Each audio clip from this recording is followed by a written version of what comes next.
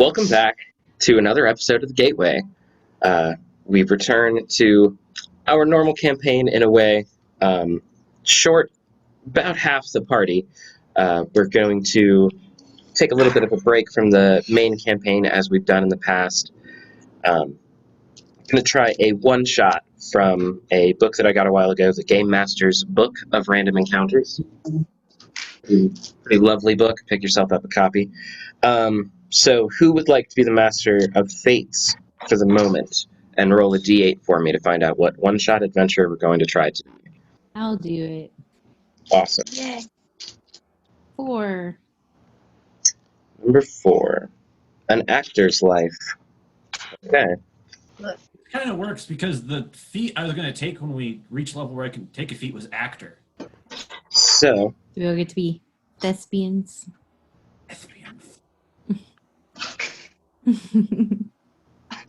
okay. So starting adventure suitable for levels 1 through 5, so you guys are probably going to do this no problem.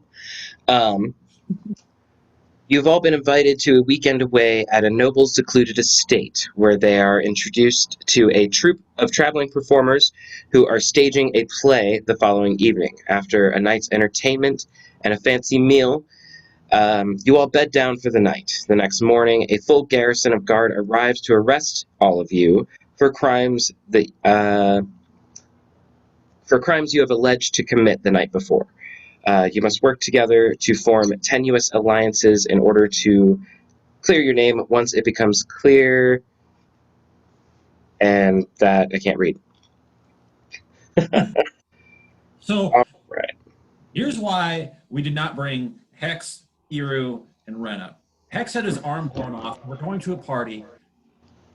Very not the vibes you want in there. Iru, we can't bring him anywhere without fighting someone. And this is a nice place we've been invited to. And then Rena, on the invitation, it said no religious whack jobs. Rena's nice, but if she's a paladin, I think that's like the underscript there. She's not a whack job. She's not even that No, over. I don't think that, but I kind of want to go to a party. A party where she's going to be like, have you heard about our Lord and Savior, Ayu? Yeah, no, I don't want to be following this woman apologizing for her all night. I also like to think that it was just the nobles. It was just Parthenax, Everly, and Sellet, and we got to the door and we looked back like, holy shit, there's Niken.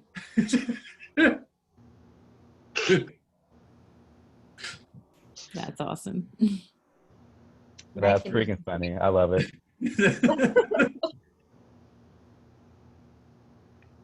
We never know where he is, and then he's here.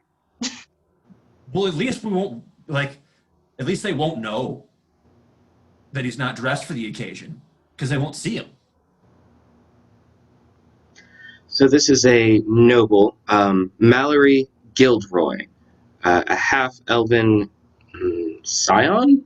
S-C-I-O-N? Scion. Of a well-established family of merchants is celebrating his 100th birthday at a secluded estate on an island in the middle of a massive sea. He's invited most of the party's notable influencers, especially in the area, Sella and Parthenax being nobles, and Everly having just graduated college and things. There's plenty of reasons that you guys would be invited to this party. It's our new brand. We are influencers. We're here trying to network socially.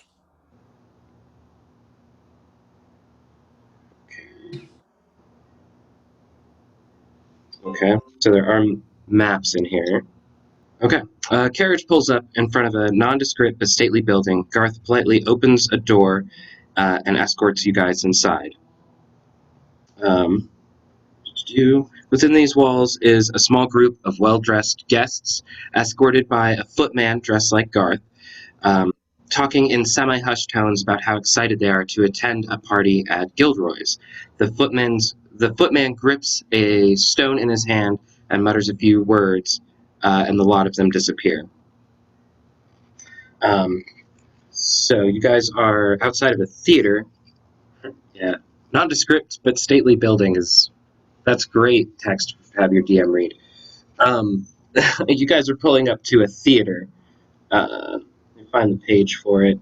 That has been adorned with more lights than necessary, colors of all kinds. There are ribbons everywhere, in the hundreds to celebrate his 100th birthday. How are all of you guys looking tonight? You guys get dapper for the occasion? Oh yes, Everly Black and gold. Oh, I'm picked sorry. out Everly. all her new necklaces and jewels that she found in her last spree, and she found one that matched her outfit perfectly. Okay. Dressed to because the nines. all of them?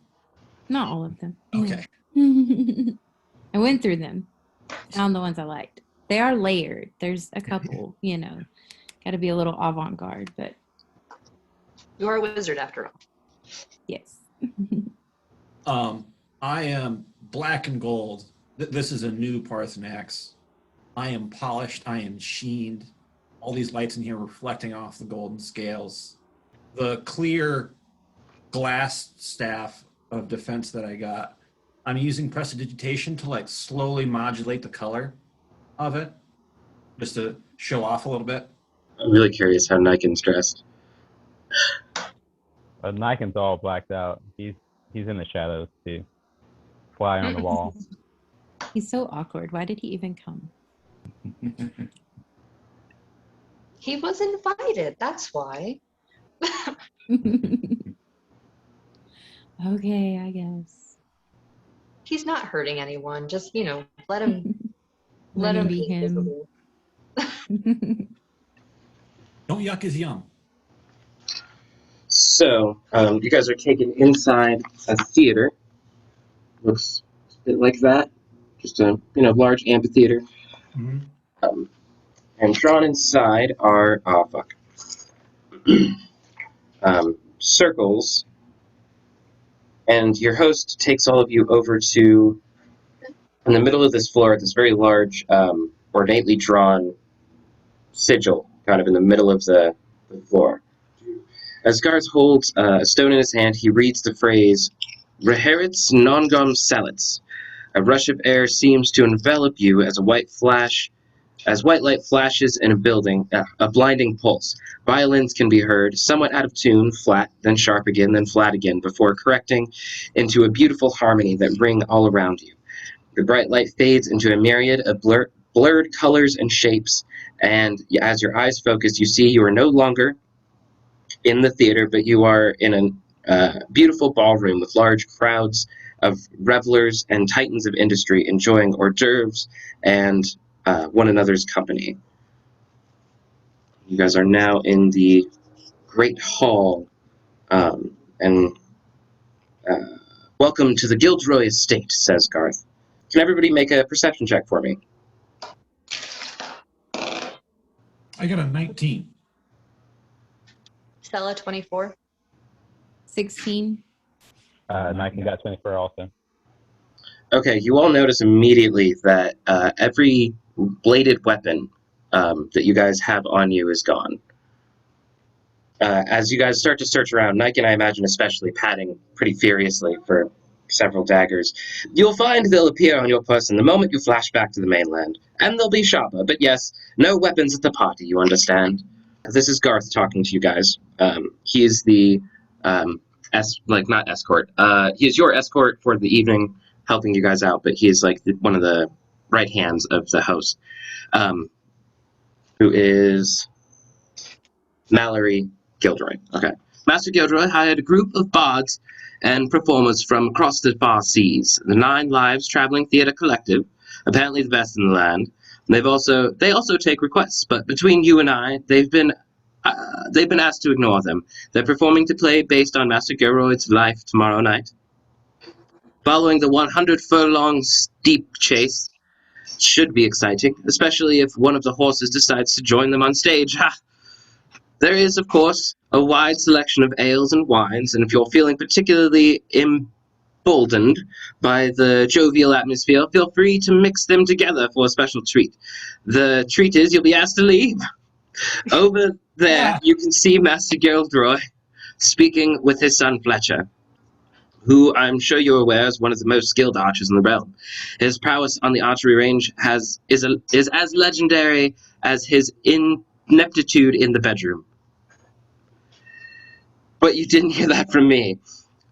That's the recently pointing to another woman or somebody else in the ballroom. That's the recently married Lady Fa Dasher Atro, speaking with her grandfather, I believe, Chief Indico's something.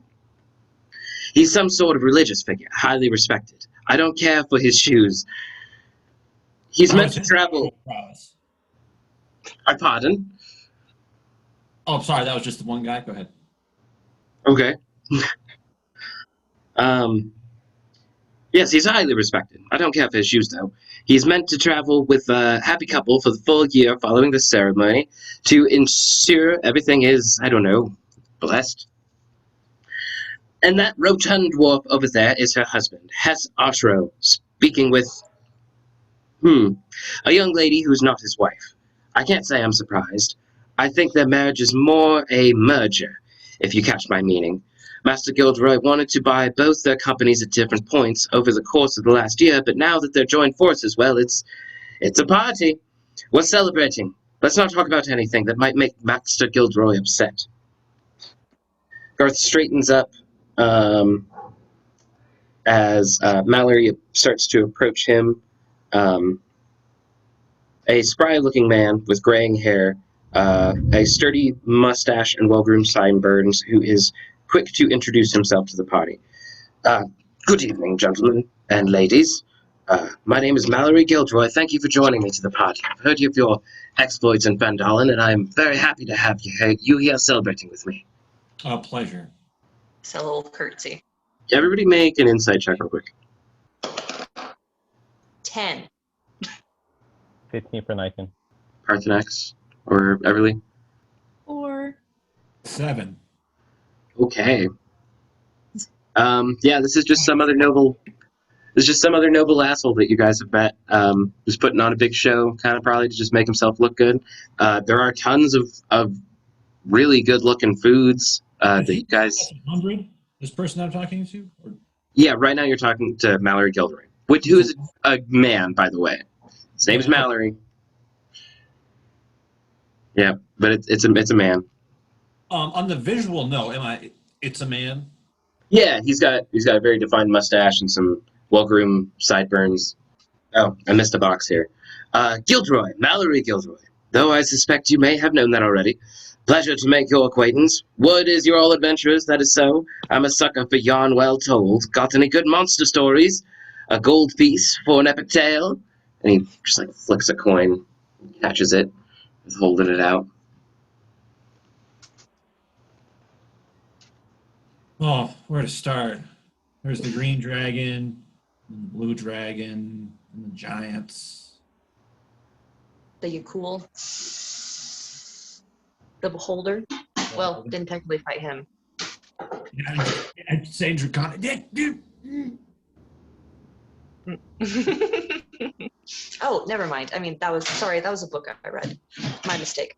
The interplanar beings, the usual. I'm sure we could bore you. No, not at all. This is quite fascinating. Yes, thank you. And pulls out another gold coin and gives one to Parthenax and Stella each. And then kind of pushes past to the shadowy Mikan. You, sir, you are quite an interesting individual. I bet you have quite some good stories from beneath the shadows. Top secret stuff. I'm sorry.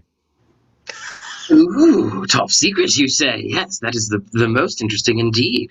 How about 2 silver gold pieces for you? He has 2, and he's kind of rubbing them together.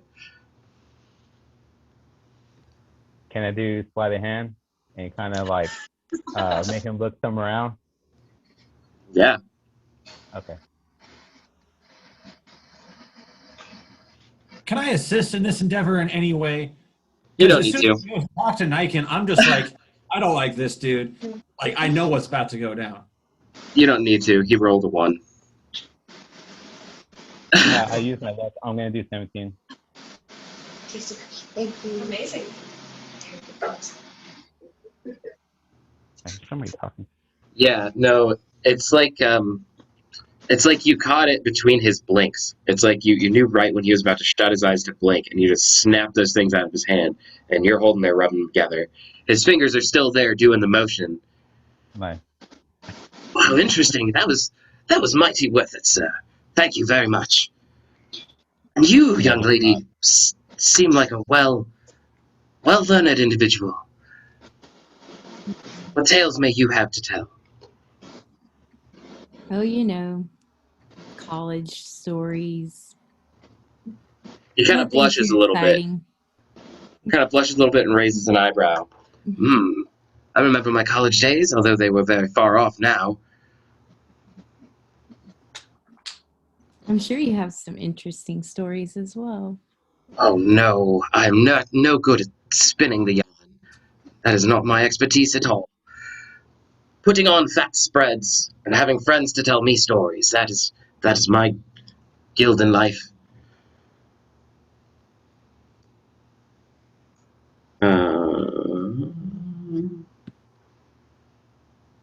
Okay. I missed that part. Everybody make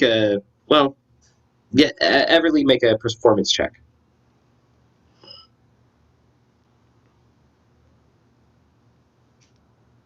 8. Wow. He gives you 2 gold pieces and is very happy to Okay. remember the good old days. Thank you. I'm looking at this gold coin. As a connoisseur of gold coins, there's something off here. It is from a different mint, as it were. It's not like a common gold piece that just has the shape and the stamp in it and all this stuff. There is a solidness to it, and it does have Gilderoy on the top. You can see that his family had minted, like this is his family's gold. Would that make these coins worth more than normal gold piece? No, it's still like a 1 ounce gold coin or whatever. Or however, whatever. A guard comes over and whispers something in Garth's ear. And there's a chime that rings out in the ballroom, and servants quickly begin preparing the room for dinner service. Garth escorts you guys to your table, where you're seated across from Lady Dasher Arturo, who's the wife of the dwarf, her grandfather, Chief Indigo Dasher, and her new husband, Hess Archer, who has already stuffed himself with quite a few past... I've never heard that before. Canapes? C-A-N-A-P-E-S? Canapes! And is ready for this event to be over. Stay away from my canapes, Morty! Right? Okay, whatever. That was bad, Rick, but whatever. So yeah, there is a smorgasbord in front of you guys.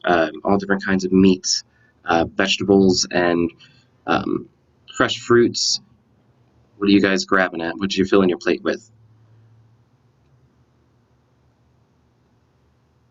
Mackin grabs a peach and just walks away. Just gets up from the table. Yeah. Garth comes over to you, almost out of nowhere, and just says, "Sir, it would be highly rude to leave the host alone at his table. I insist that you stay for dinner." Come on, Ike, and sit next to me. It's okay. Okay. I'll put it back down and sit next to Stella. Stella, do you mind muting yourself, or do you have to? Sorry. You're good. Anybody else grabbing some food? I'm grabbing meats. I'm grabbing sides. I'm grabbing sauce. The plate. It's probably not the plate that was intended for food service. This was maybe something that a waiter was going to bring out rolls on or something. I have grabbed that from God knows where and begun to fill that. Now, I am damn near 8 foot tall, so I'm guessing I'm like hulking over everybody. Am I like the only large figure at this place? Make a perception check. Probably just going to see food. You see seafood. 18. It does appear that there are 1 or 2 other Dragonborns. There's a silver somewhere mucking about, and there may be a copper on the other end of the table. but definitely not the only noble dragonborn here. Okay. Do I know these guys? Not like I'm friends with them, but it's like, oh, that asshole from that clan across the river. Yeah, the Copper Dragonborn in particular, you are not a fan with. You and the Silver Dragonborn even like were next to each other, kind of like grabbing the same meat, and you guys Uh-huh. had to share it, and you both like looked at each other, looked over at the Copper Dragonborn, and then just shook your heads, and then like split the meat evenly before he could get to it. Dude, I gotta go to council meetings with that guy. Oh my You do. You do remember Copper Dragonborns to be kind of shitheads. They are quite a handful to deal with. Narcissistical. I just start describing all the negative aspects of myself pretty much. Just the more hidden ones. He's just more comfortable about it. He's like one of those people who's an asshole, but they know it. They Like, just oh, I'm just an asshole. It's okay. they spit acid everywhere.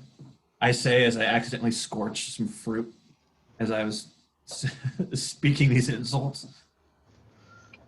It's okay. It was a pear. It's nice and nice. Fuck, I forgot. It's poached. You poach it with water, but whatever. But you poached a pear with your fire breath.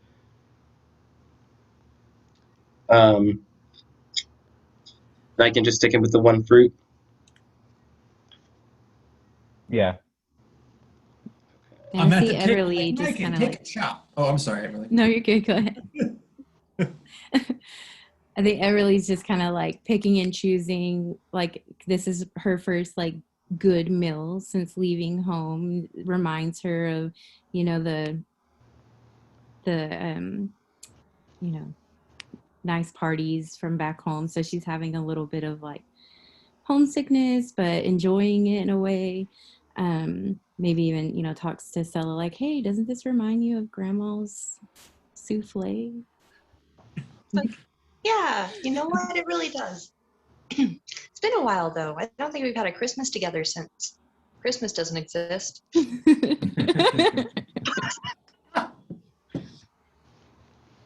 So this is the And grand harvest party. grand holiday.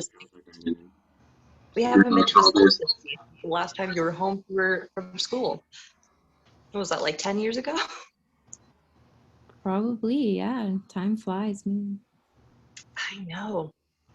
Crazy. At this time, I would like to say I am not dressed like Sella. I am dressed as Everly's bodyguard. Sure, I dig it. Okay. So nothing fancy. There's a throne on this side of the ballroom that you guys are eating on. There's kind of like a kitchen back here where it seems servers keep coming out of. And there's a long table right now in the middle with a couple of these kind of side tables along the side. I'm with a mage hand. I'm like, Nike, you got to try the filet with the sauce. It's the sauce that makes it. And it's like with the mage hand, it's like, here comes the plane. It's like if you don't want it in your mouth, you're going to have to try and swat it out the way. I really like this filet, the sauce. You got to try the sauce, Nike. Make a dexterity saving throw. Make a dexterity saving throw. Yeah. On what? The deck? Yeah, just dexterity saving throw. To swat the meat train. Don't say it like that. I'm so sorry. There was more to that sentence that didn't come out of my mouth. So, like, be happy. 22. Okay. I got a 22. It's like you saw it floating and you heard Parthenax offering it, but then it's like just ninja skill. Your hand like gets it out of nowhere. It replaces food on somebody else's spoon a couple people down. Like they were about to put something in their mouth and it just like pops whatever was on the spoon out of the way, and they end up eating it instead. And they have a very happy but confused look on their face. It's not flan. It's like filet with miso sauce on it. Right now, also, Niken's really out of place because everyone's so proper, you know? So, like, his face is very kind of nervous, awkward, you know? Like, he doesn't know what to do. He's looking for, he's looking at you guys to see, like, what he needs to do. Like, he'll copy you guys. kind of thing. You know what I mean? Make a performance check. Oh man.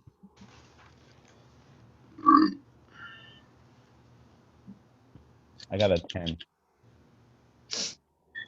You're doing okay. There's a couple of extra spoons and forks kind of on the table that you didn't see them pick up to eat a certain thing with, and people are kind of giving you funny looks, but they're just enjoying the food anyway. As the room settles, Sir Albid Calico, a regal-looking man with a dense beard and gruff voice, stands and begins a short speech.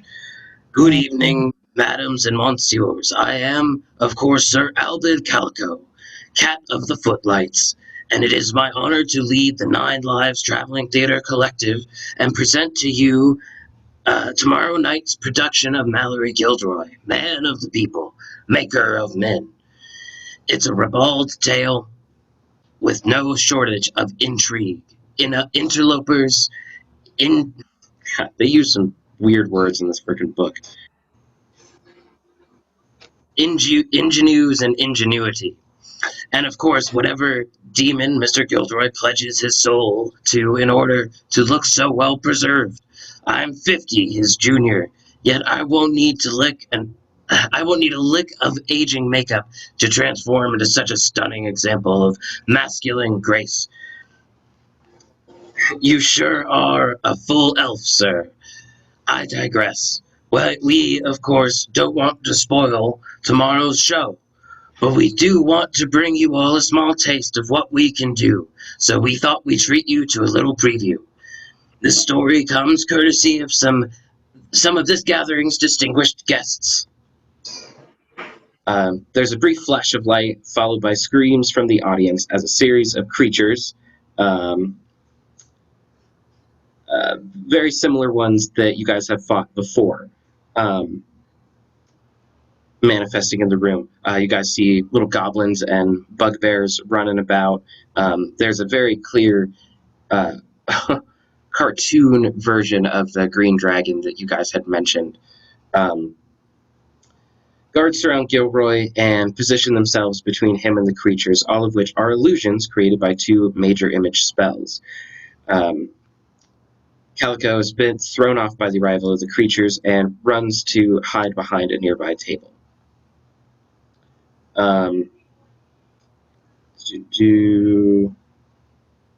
Okay. During this commotion, two of Gilderoy's men post up on either side of him, and without warning, one of them grabs him and holds a blade to his throat. Master, watch out, yells Garth, who runs towards Gilderoy, knocking out the guard holding Gilderoy, but catching two daggers in the back and falling to the floor. A figure in a dark cloak drops from the shadows and flings two more daggers in Gilderoy's direction. Gilderoy takes one in his side, but manages to snag the other from midair.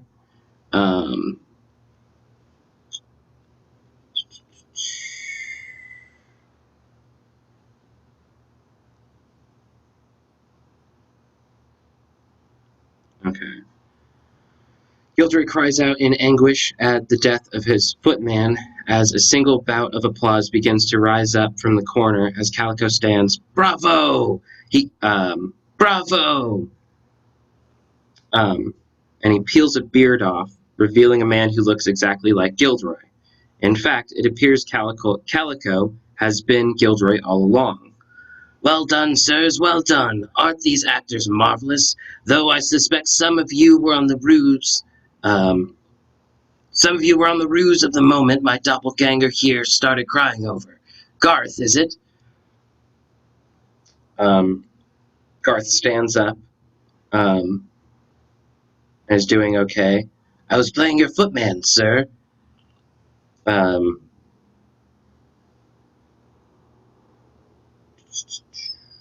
peels off his mustache, removes his cap, his hair falling down into long curly mane, revealing himself to be her, Tabitha Fang, another member of the Nine Lives troupe.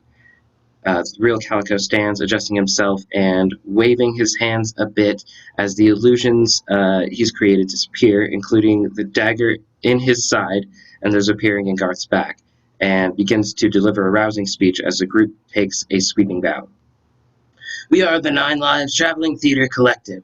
This is Tabitha Tabby Fang, motioning to the guards, Devin Rex McCoy, Gas Can Dan Popper, and our newest member.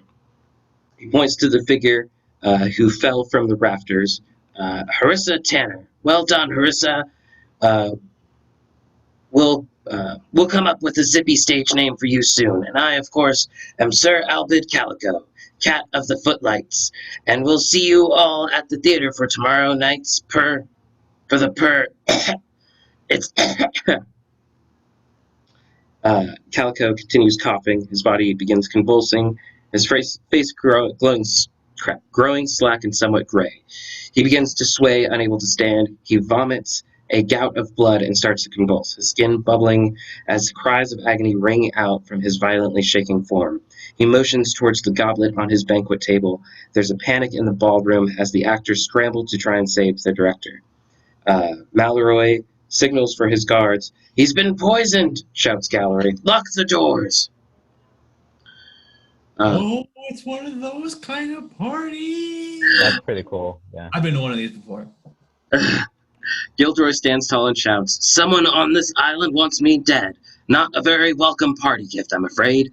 I hope you are all planning to stay for the weekend's festivities, because at this point, I'm afraid I can't allow anyone to leave." DM. Yes. Hey, DM. Yes. As all this is happening, can I do sleight of hand with my mage hand to get one of the daggers that kind of hit the ground? They were all illusions. Yes, you can. Okay. You totally try that, but as your mage hand goes to grab a dagger, it just like kind of. Nothing. Okay. As you guys remember, your weapons were magically taken from before, so it was kind of weird even in the beginning that there were any daggers here to begin with. But yeah, Calico is just kind of on the floor, just kind of like curling. His skin is turning colors, and he's just convulsing. This is a good act. Chief Indigo moves to the actor's side with a steady stride, and he casts Lesser Restoration. The spell will speed through Calico's body, stabilizing him and reducing his tremors. The actor looks exhausted and unwell, but is in surprisingly good spirits, considering he was just nearly killed. Gilderoy is less pleased, apologizing for what was obviously an attempt on his life. One of the footmen approach you guys and inform you that your rooms have been prepared for you in one of the estate's guest chambers. He recommends you avoid any appearance of impropriety.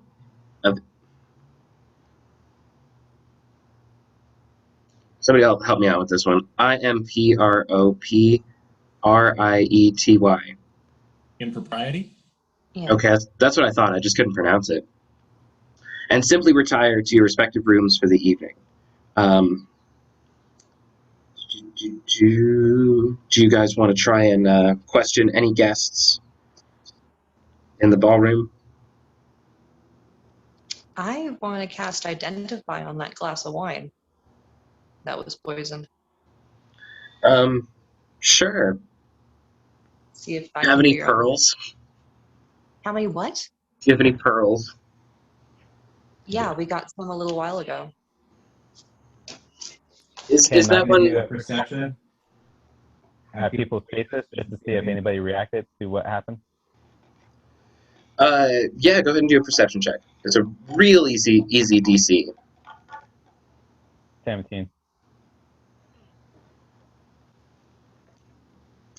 People are kind of shocked and a little confused. They weren't really sure where the murder attempt started and the acting began.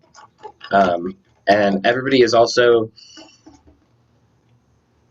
nobody looks angry about it.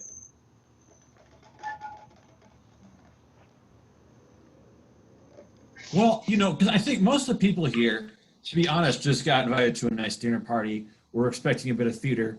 And now this is gross. You know, like this was dinner in a movie, but I didn't know the movie was going to be a B gore film.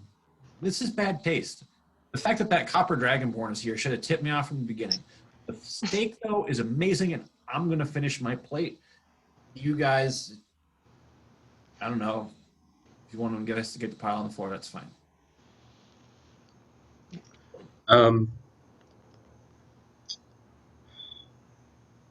Okay. Nobody's gonna talk to any guests though. I'm trying to find a clue to direct me, which is why I want to cast Identify. I'm sorry. Yeah, I'm so sorry. Yeah, so it definitely has poison in it. It is a very, very nice fortified elven wine that has been laced with a very deadly poison. It's plant-based, made from some plants around this island, so pretty much anybody could have made it. Okay. Then I guess it comes down to who had access to the wine. Is there a real Garth? Yeah. No lie, it's going to take me a second to actually get who is who straight. Because I feel like I made the voices too similar, if that made things confusing for you. Basically, three main people. There's Gilderoy, who is posing as someone else, and everybody was posing as somebody else, except for Garth, who's the right-hand guy. Or no, Garth was Tabitha. Yeah, Garth was one of the actor's troops. but there's no real Garth. Um, It was just the actor.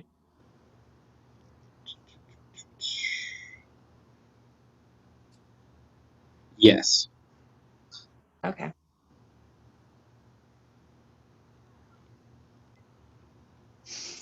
I'm not sure what to do. Did anybody check the body? Yeah, so the chief, Indigo, he had come over and cast Lesser Restoration, and it kind of helped speed through the poison. The Calico, the guy who was posing as Gilderoy, is doing much better. So because somebody thought he was Gilderoy, he had gotten poisoned. That was obvious. I don't know. I needed to say that. Everybody make. Yeah. Oh, go ahead. No, I want to hear what you have to say. I want to use my helm or my crown to like read the thoughts. I was just trying to debate on who to read. But I think I want to maybe read the guy who was supposed to be actually attacked. I forgot what was his name. Gilderoy. So Gilderoy. you want to read the No. mind of the actual host. Yes, to see if maybe like he would think, like he might know who would want to attack him. Or have suspicions. Okay. Go ahead and do an intelligence check. So just a straight D20 roll and then add your intelligence modifier. Okay.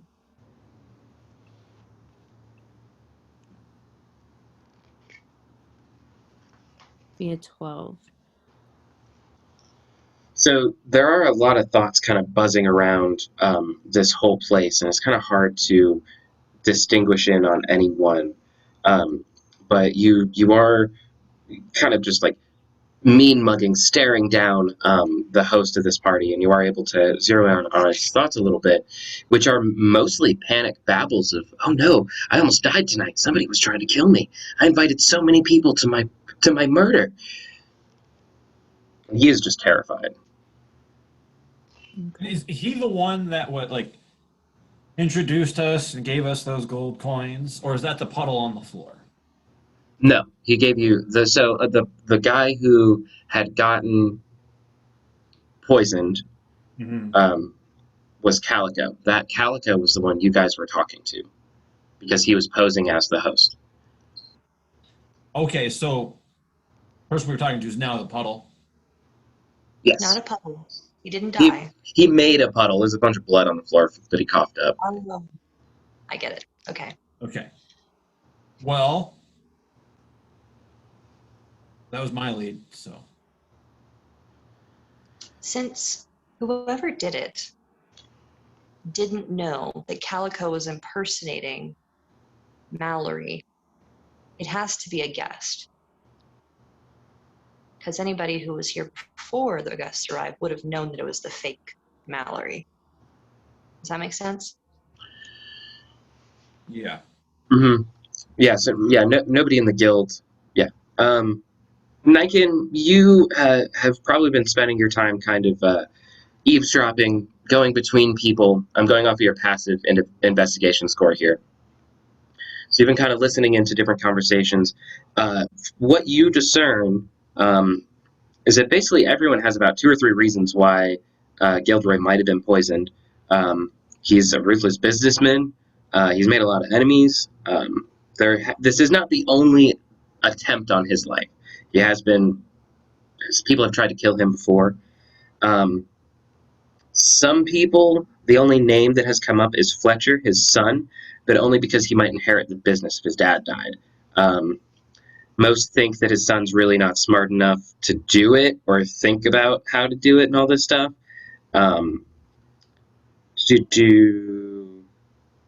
He already has enough money and power that he doesn't really need his dad's company anyway.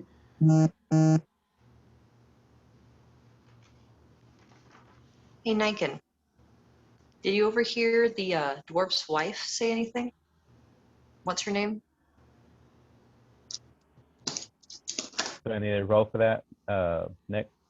Yeah, do a rolled investigation, yeah, if you want to go specifically listen to a conversation. 21.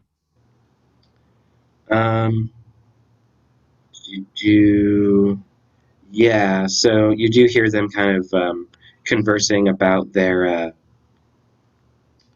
business deals a little bit, and neither of them wish ill on Gilderoy, although they do admit that it would have ramifications on the realm, because he has a monopoly on so many trade throats that it would kind of be bad for them if he died. Their company's new, combining with Gilderoy's company might have been good, but that's a far off thing. So like, they basically have reasons for not killing him. They have reasons to keep him alive. So on that note, DM, as I finished the lamb chop and moved on to the stuffed quail, I realized the sort of business connection of this man. I recognize his brand. Is who here do I know or have an idea might benefit from his demise? Like, is there someone from not like a rivaling company, but like, oh yeah, because of this, peach sales are going to go up, and there's the Mr. Big Peachmonger. Mr. Peach. Can I do a roll for that?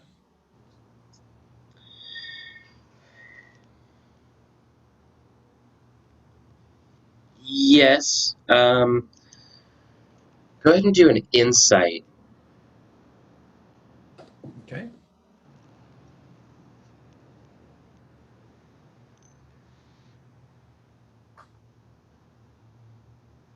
I rolled a 7. I've incited that this quail is delightful. And the chipotle raspberry sauce is just finishes it off and it's exquisite.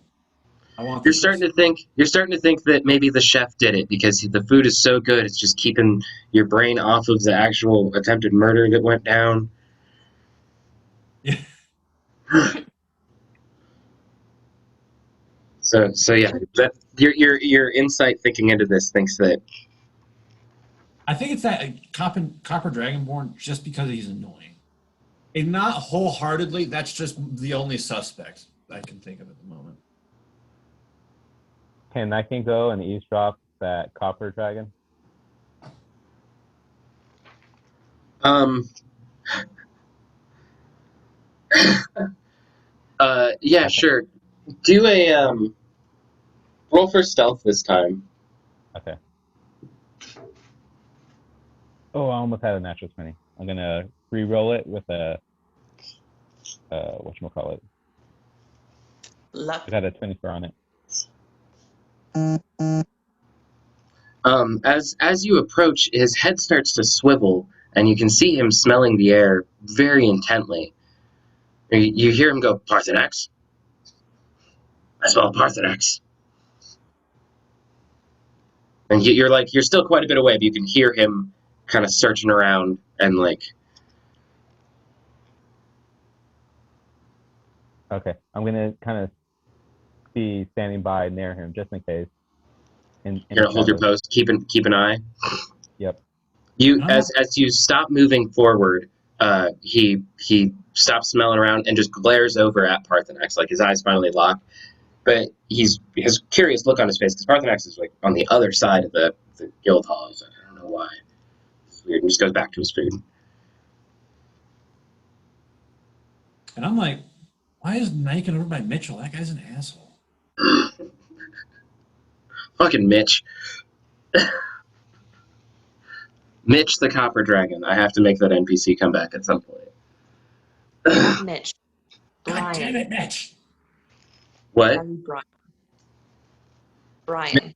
Mitch Bryan the Copper Dragon. Mitch Brian. Perfect. Okay. Have we decided as a group unanimously that we care who poisoned him? Well, you guys can't leave. I think I we're mean- just all morbidly So- curious at this point. Morbidly curious, that works. Niken doesn't care, but he thinks it's kind of fun and cool, this whole thing. It is kind of fun, I guess. We should see who poured that wine. Hey, Everly, can you help me out? We gotta see which one of the servers poured the wine for Calico. That's gonna be at least a starting point, I think. I'm sorry, can you say that again? We have to figure out which one of the servants poured the wine for Calico, the guy who was poisoned. If we can find out who poured the wine, we can see if it was poisoned before it was delivered or if it was poisoned after it was delivered. Okay, So I guess we need to find the servants. so we can start. Should we just call? Yeah. DM, where do we find the servants? There are a handful of servers just kind of around the rest of the guests. Most of the guests are just sitting, finishing their meal. They're kind of like, oh, I didn't fucking do it. They're just still eating. And the servants are just kind of panicked, looking around. They can't get to the kitchen. They can't, actually do their jobs. So they're just trying to help people, but really can't because they can't get more wine. They can't go get more food. You could easily just, call one over. Before calling one over, I want to see if any of them look like they're freaking out more than the others. Go ahead and do a perception. Perception. Perception? I can do a perception. Oh, computer, why do you do this to me? Okay.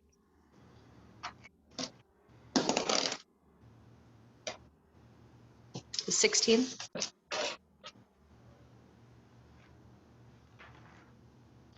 What were you looking for again? I'm sorry. Sorry, it was a 17. I'm trying to see if any of the servers look more nervous than the rest. Like, not, oh no, we can't do our jobs, this sucks, but oh fuck, They're- I can't leave. Oh fuck. There is a young human. There is a young human male who looks a little bit more panicked and twitchy than the rest of them. He's standing somewhat near you guys. He's probably 2 or 3 servers closer to you, but he's in your vicinity. Okay, Can I cast my detect thoughts on him? thank you. Yeah. And that one doesn't actually require a roll, does it? Yeah, I didn't think so. So yeah, you and Seller are kind of spending a couple of minutes, kind of looking over the wait staff, and both of you guys see him. Seller points at him, and you nod because you already have an idea. So you use the magic of your tiara, and you can hear your you hear kind of a jittered thoughts going back and forth. Man, when am I going to get a smoke break? God, I need to get away. I needed a smoke break 10 minutes ago. Now this shit happens? What the hell's going on? God, I need to get out of here. Fuck.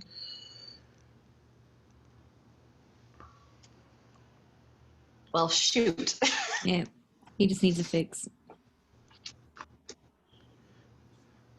You guys are pretty sure that the Maybe wine was probably poisoned after it was poured. It was probably that specific glass that was poisoned, though, after your deduction and investigation into it. Because that was the ultimate question. I didn't want to not answer it for you guys. Okay, so Gabe, real quick, run me through what happened just before he drank the wine. Was this brought up with other glasses? What was the scenario that he drank this in again? Everybody was just eating dinner, and then they did this performance, and after revealing himself to be who he is, he kind of started to have an effect on the poison started to have an effect on him. So he was drinking wine much before. He didn't like grab this glass and then like 30 seconds later he was bubbling. Try to help establish a timeline here. Yeah.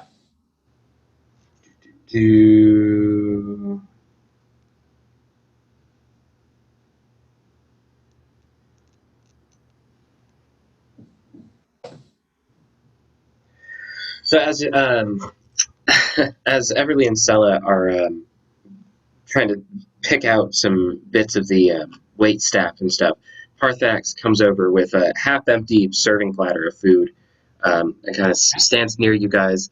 Well, you've eaten half of Am I it. not finished? Yeah, exactly. It's half empty. Okay. You've eaten half. But he's standing over here with a platter and, eats a bone dry and goes, okay, so walk me through real quick. Homeboy sits down, has some wine, stuff happens, he peels off a beard and then dies. Right? When did the wine come into play? Right. You guys are able to deduce that he had that cup for most of the night, and there's a good chance that it was like being refilled whenever he went around to just get more wine. So somebody probably had to put it in that cup specifically. He had been drinking it for quite a while when he was talking to you guys, so it probably had to have happened either during the commotion or just before dinner started. Sella, especially, you are able to deduce with identifying the poison and stuff that it is a fairly quick-acting poison, that he had to have had it within the last 10, 15 minutes, which is about the time span that you guys spent eating before the show started, as it were. Is he conscious? Can we speak with him? You guys want to go talk to Calico? It seems like a good idea. They can, but Niken still wants to watch that Copper Dragon. And then also, if the Copper Dragon does anything, can you let me know so I can roll something? Yeah, Please? yeah, absolutely. And Niken's attention on Mitch is, I'm not thinking he's protecting me. I feel like I'm like the less cool Dragonborn. Like, I'm taking it a little bit like personally in the wrong way. I'm noticing, but You did try to shove your meat in his face. Yeah, I think I really upset him. I remembered Niken's a vegetarian after just like trying to force feed him some meat. Oh my goodness. And now he's picking another Dragonborn. It's like, I wouldn't say this aloud as Parthenax, of course, but it's like when your pet is like really hanging out with one of your friends and you're like, why is he hanging out with me?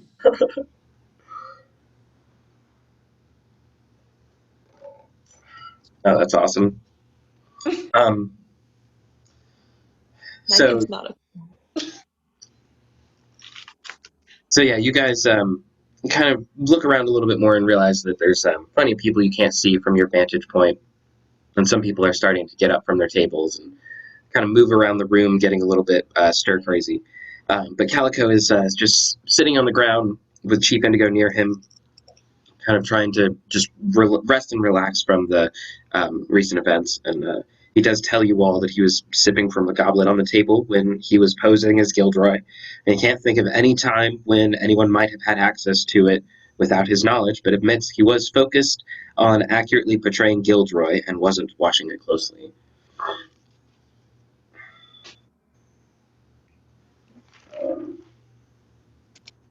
Who did he talk to after he finished speaking with us? Run that by me again? Who did Calico speak with after he spoke with us? If Like anyone. Just now, like after you guys go away, does anybody come up and talk to him? No, when he first greeted us at the party. Oh, His okay. his fingers. Who did He- he speak with immediately after? He was with Garth. He was with somebody, an actor who was posing as Garth.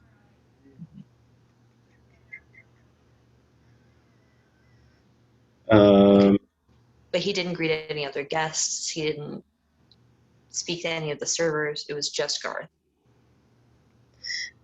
Yeah, because after he had the interaction with you guys, Garth came over and told him that they were about to start. Okay.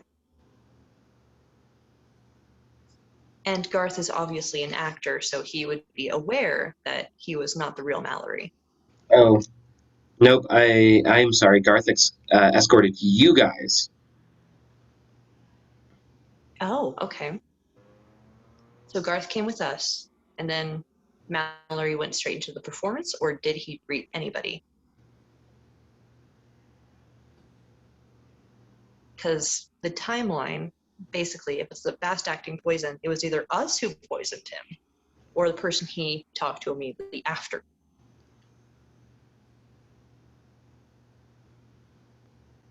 Hey, I'll say this to Sella and Draconic. Didn't Niken get those like weird, creepy gloves while you guys were out adventuring? And didn't he like try and do something to the guy who just got poisoned? He took money from him that was already being offered. It's hardly unusual for Niken. And his gloves are not. I I don't just think think Niken's acting a little suspiciously. More than Our sneaky friend is being sneaky. yeah, I suppose. Never mind. Sorry to burst Hey, your DM. bubble, but I think he's acting just like he normally does. We can't see him unless it's something important, and he took some gold. That's pretty Yeah, classic. Yeah. that's on brand. Okay. I'm sorry. Maybe I'm just a little full. Niken, Hey, what do you? DM. Yeah. Can I throw my gravity pebble at Parthenac?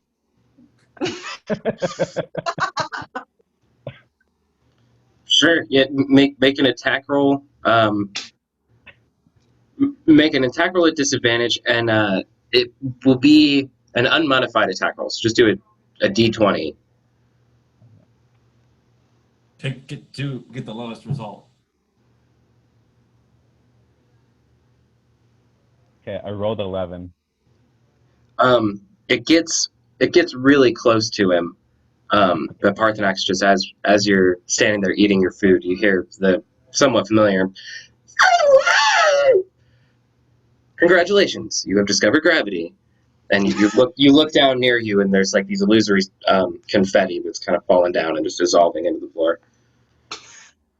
And then I'll mage hand it back to me. And then there's a strange, dark-looking hand that kind of comes out of the shadow and just like picks it up, and it just like slides under the table. So, do you see what I'm talking about? Okay, well, you insulted him, obviously. You also referred to him as a pet when he was paying attention to the copper dragon. I specifically said I didn't say that out loud. I know. All right. You have to be nicer to him, or else he's going to throw things at you more often. I know I do sometimes. Oh man. Everybody's just gonna join the conversation because she knows Draconic as well. So she's just gonna be like, I thought he was being weird too in the beginning, but Ah! Oh, yeah. Oh, did we not tell you she speaks for Draconic too? No, I remember it. I'm sorry, Everly. You're new. Welcome to the conversation. Go ahead. Am I wrong? No, you're not wrong. I just thought he was being odd because, he's not used to this caliber of a party. That is fair. You can take the wood elf out of the woods, but you can't take the woods out of the wood elf, Okay. Exactly. as Grandma would say. And I sort of put my hands out. Okay. Before we start blaming each other, maybe I'm out of it just because Chipotle sauce isn't agreeing with me.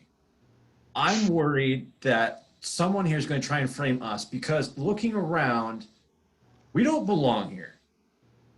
Like, we're nobles, but something like, I don't know. If I was going to suspect someone, it would be the upstart band of adventurers of people from the sticks, not anyone else. This is true. And this gives us more reason to solve the murder or would-be murder just to clear our own names. Yeah, that is fair. I don't think that we have any active connections other than the fact that we're nobles. We haven't done business with Mallory at all. Exactly. And we might be the ones with the most to gain here because we've almost got nothing to lose because we're from the sticks.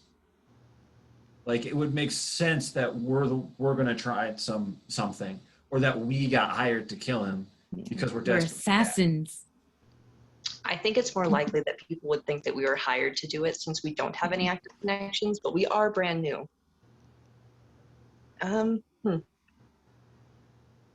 We should maybe talk to Mallory and see if he has any suspects of his own. Well, I read his thoughts earlier and he was just freaking out, panicking that he was almost killed. Then it's probably safe to assume he didn't set it up himself. Mm-hmm. I think we need to look more at Calico and who knew he was actually Calico and who would want Calico dead. I was thinking that too, actually. Mallory might not even have been the victim that they were looking for. Yeah. So then the only people who knew Calico was actually Calico would be the thespians. Yeah. The rest of the cats. The cast. Mm-hmm. Yeah, the cats cast. Yes. And also Mallory. But Wasn't I think there that a new one that didn't even have a nickname yet? Was it Arissa? Harissa, starting with an H. Harissa. Okay, yeah, Harissa's the newest one. When you guys went to go talk to Calico, standing around him were Tabby, Gascan, Dan, Rex, and Harissa. They're all incredulous, but also a bit excited. There's something about real drama that has them flustered and a bit buzzing. But as far as who might have tried to kill Gilderoy, they have no idea. They came here to get paid to do a gig. Only Harissa seems unnerved by the whole affair, which she says is for stage jitters. Who paid them? Do we know, or can we find out who paid them? Gilderoy. Gilderoy. Is this Harissa's first engagement? Yep. It's her first time out with the troupe. Where did they meet her? She's just an actor. Just an actor? Yeah, just an actor they hired onto the troupe. You know, I say, pulling up my black and gold sleeves, I am something of an actor myself. You say this to the actors? Yeah. To your And, partner? I dabble in some other stuff. And I sort of make like a little minor illusion of the guy that's standing in front of me. Make a performance check real quick. Okay.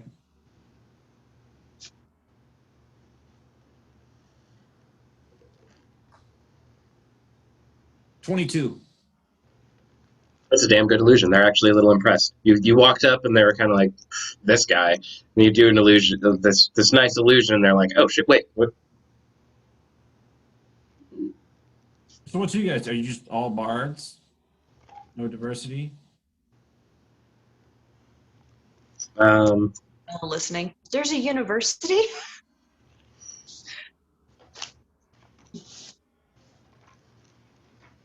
And I will stand close to Parthenax and listen to the conversation. Because my party's been looking for a bard. No, I don't say that out loud. I mean, I'm not a good one. I don't do bardy things. You're more of like the noise musician. You're like a no-wave musician. It's experimental. I do just scream at things. That's pretty accurate. The kids are hip with it. I guess so. I mean, I can also do this. I'm going to pull my lyre out of my bag of holding. I also, play instruments, just not often. Yeah, it's like, I'll bring that up again. I know you're looking up DM, but just to continue the story along. So, are we all just actors? Is someone playing music? Who's doing special effects? I mean, what you did there is just. So this is Tabby speaking up, and she goes, "We are a group of skilled performers. These actors and bards all are led by Sir Archibald Calico. We were hired to perform at the Gilderoy Estate, but we're all executing other plans of our own and leading lives as actors. Yes, some call us bards. We just prefer the term performers."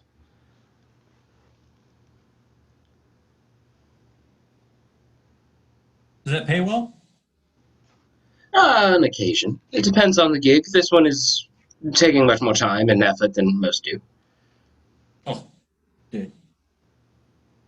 Don't preaching the choir. But yeah, I know that freelance lifestyle. There's often those big gaps in between payments. Got to score that big one. Yes, indeed. We are just waiting for the big one, as it were. Mm-hmm.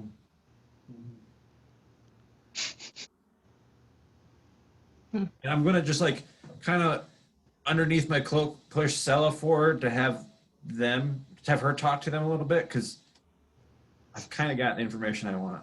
It's like you're a bard. Have fun with bards. Hi.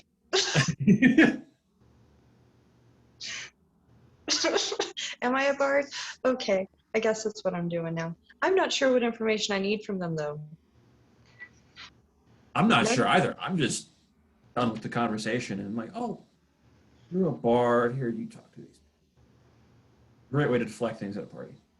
So, Well, maybe as they're thinking about getting paid and the big one, can I read thoughts again to see if maybe someone's getting paid a little more than the others on this gig? Like, oh, thank God I got that bonus. Yeah. That bonus. yeah, I'm going to message you something that you'll learn Okay. from this detect thoughts. Actually, I'll roll it real quick. Good, not good. Okay.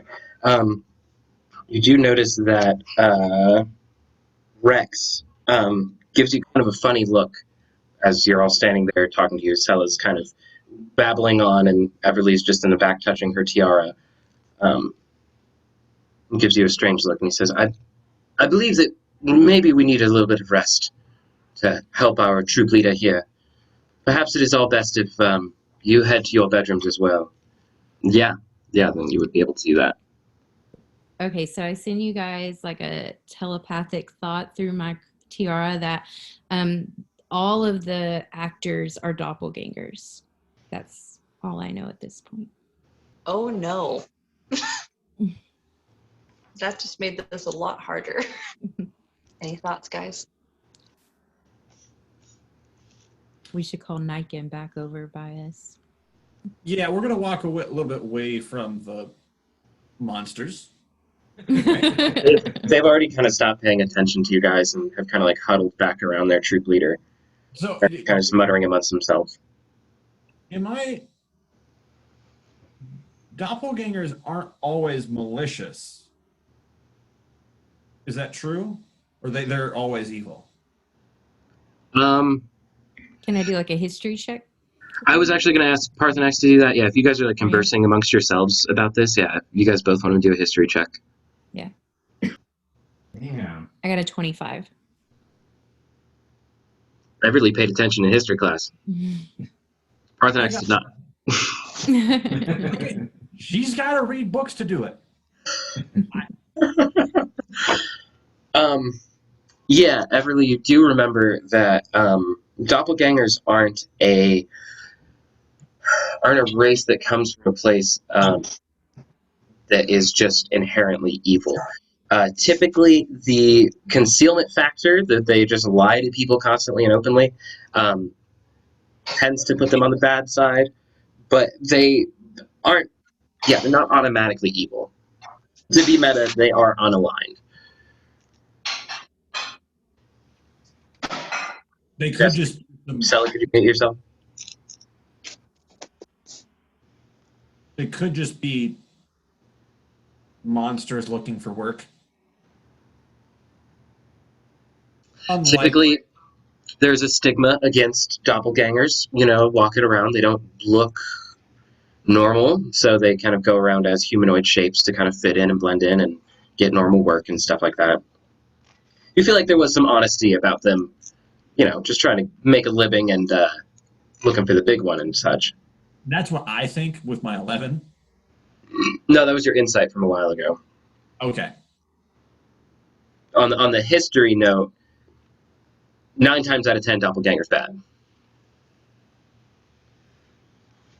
Okay, so we were right in suspecting them, but that may not be the end all be all. That we just might have some.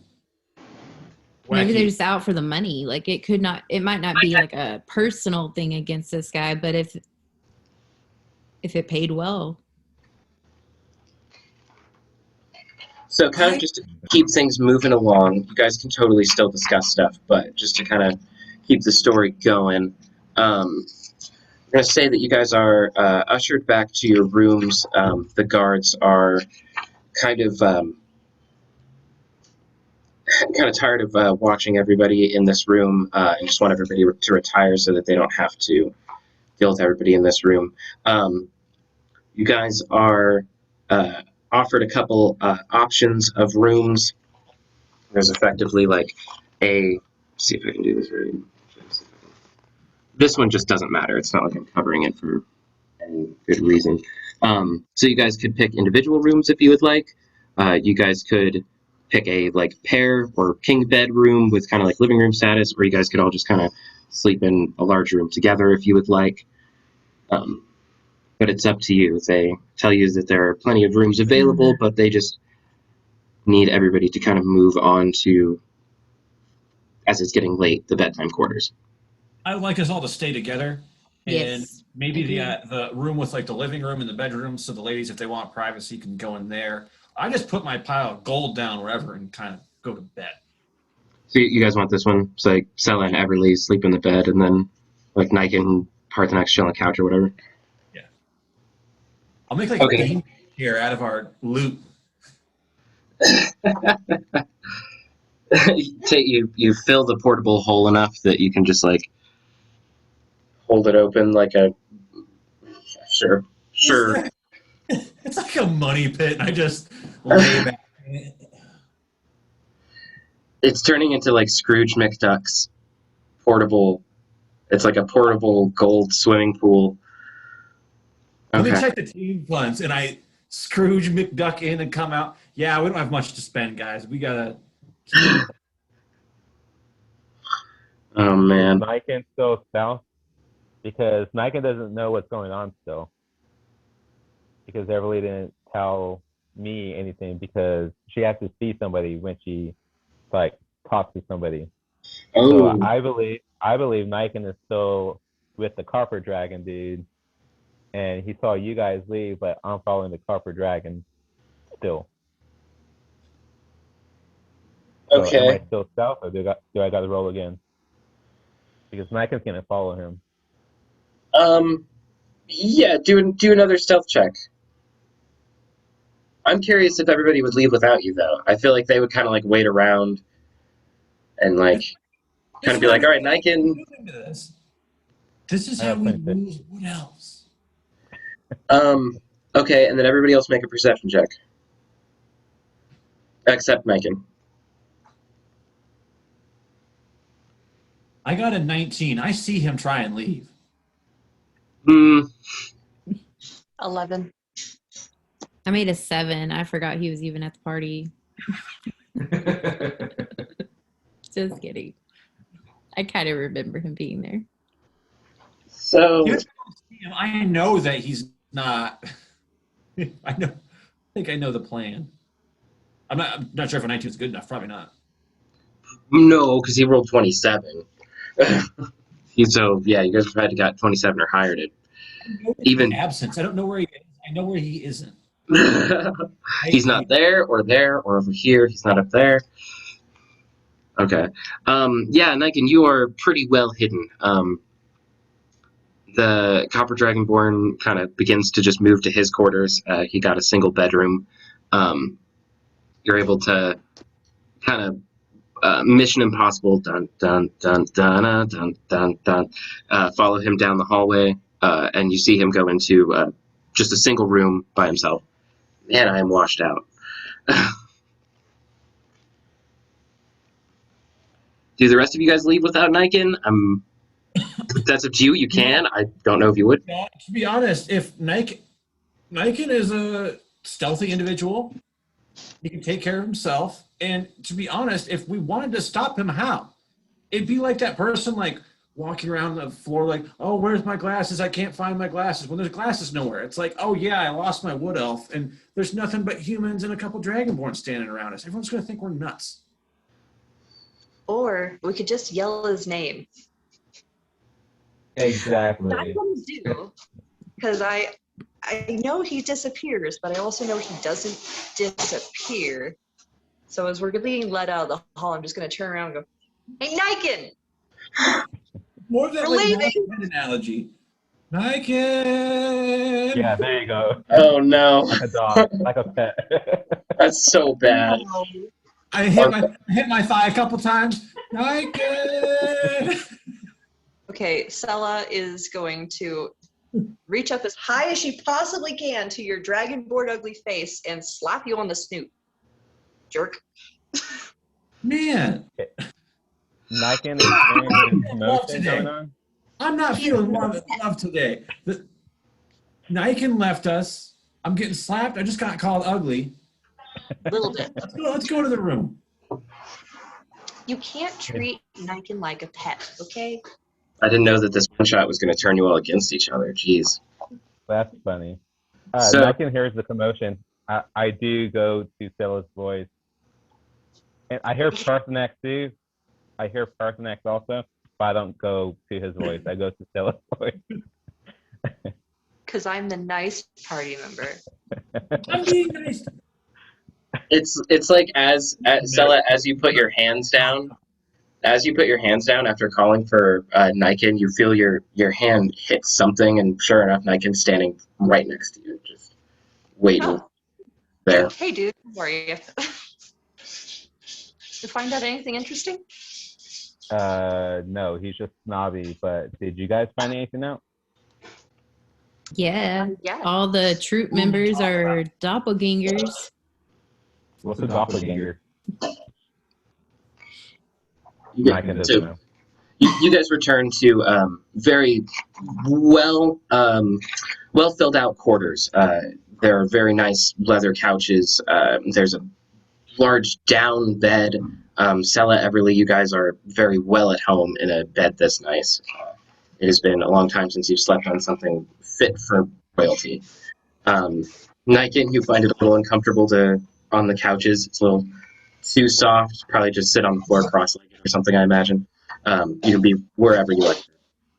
These are very nice quarters. There are snacks. There's a little mini bar. Anything you guys would like to kind of fill up on as you discuss and kind of go through the information that you guys have so far. I would like to throw out that if you guys would like to try and follow anybody throughout the night, Megan was kind of going on that path, but that's a totally made-up NPC. I have nothing for him.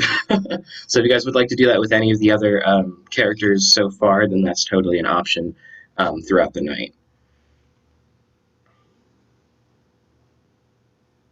So how dangerous is the doppelganger? I'm telling this to my party. With an 11, I didn't know that they were necessarily like not evil, but they're a little bit tougher than an average person, right? It's not, we wouldn't be like fighting 5 dudes. It's a little more than that. Mm-hmm. And then they could just be us and it'd have like a who's who scenario. Mm-hmm. Who's who? So we got Everly though to kind of let us know who's who if she sees us. So maybe Which we one? should have like code words, maybe. This is a great idea. Yes. So Everly can minor say what, illusion, minor illusion, little mustache. Something to differentiate us. the only thing that we need to do though is we gotta figure out who Everly is. Because someone can pretend to be Everly. You know what I mean?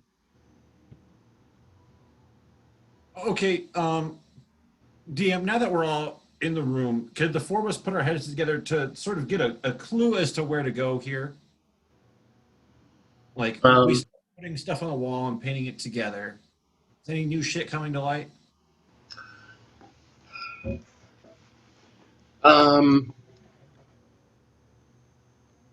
Yes. Here's how I want to try and do this. Each of you pick a skill that you feel like is going to contribute the most to figuring out what's going on, and then we'll go from there. It's like Niken could do investigation, and then Everly could do history. It's something, whatever you guys think might be best. Could I do deception, like trying to empathize with, I'm an accomplished liar. Is there any sort of like plot or like I'm familiar with a lot of cons, things like that? So playing the devil's advocate a little bit. Like I'm trying to put myself in their mind. If I was a person trying to do this and like just have to like lie my way through this, so I put myself in their shoes. Okay. I like that. Yeah, you can totally use deception.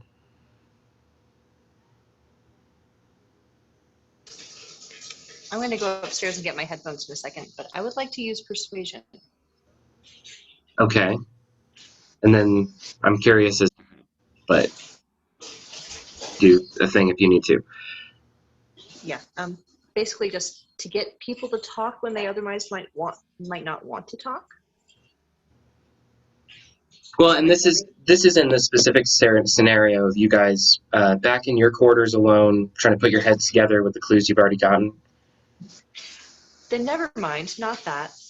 Yeah, it's okay.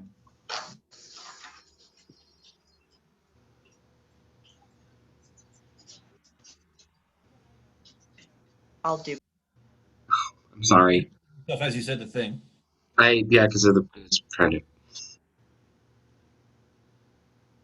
And what I was trying to help. We'll know in just a second. In the meantime, I feel like we're putting things up on a wall and there's strings being attached, like one of those conspiracy theory boards. That's kind of what I had pictured too. There's a picture of Mitch, but there's like nothing going to it because we've got no leads. It's just a note because I don't like that guy. All of this bullshit, and then there's Mitch. Mitch.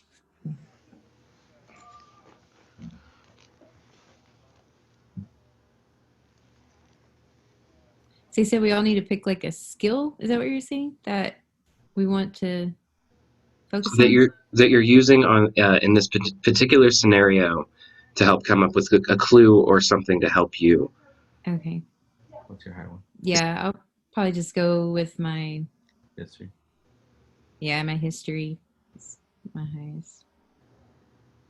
So what in your history are you calling upon to help you here?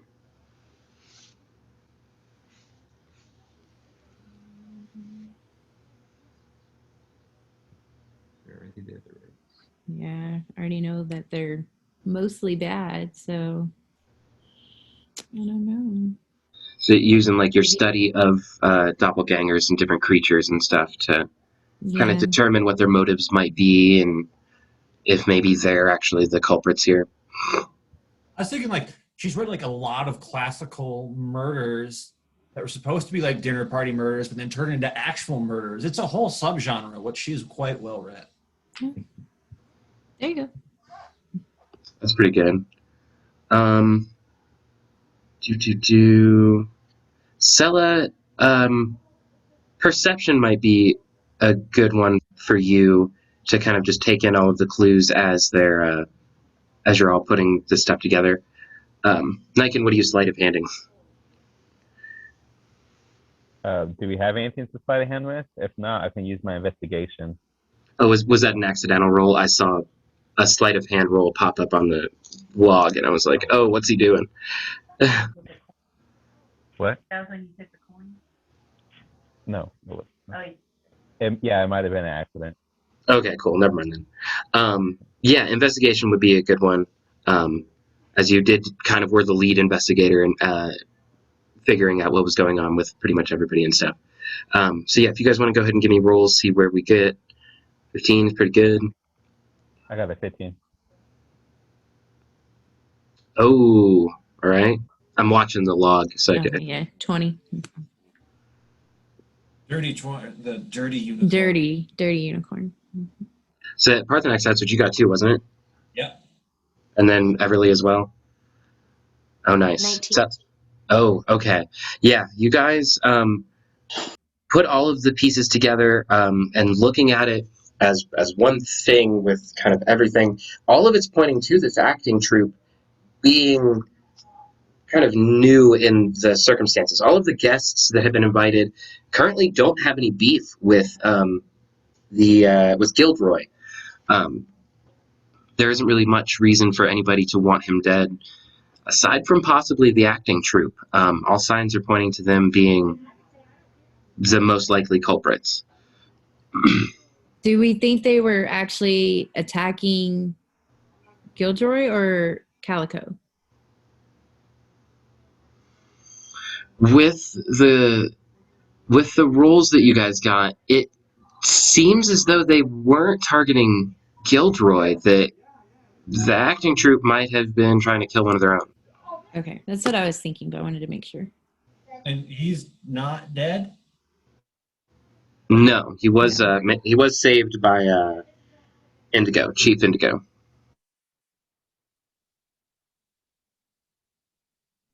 And he saved him because he thought he was the other guy, right? Yeah, That's why he saved he him? didn't know. Yeah, he didn't know that it wasn't Gilderoy. He thought. Okay. Yeah, he did not know that was Calico at the moment. Which Or was at least no, because after he was, as he was revealing himself to be Calico, is when he was started coughing up and poison and stuff. So Indigo didn't know either way. He had no idea that. Yeah.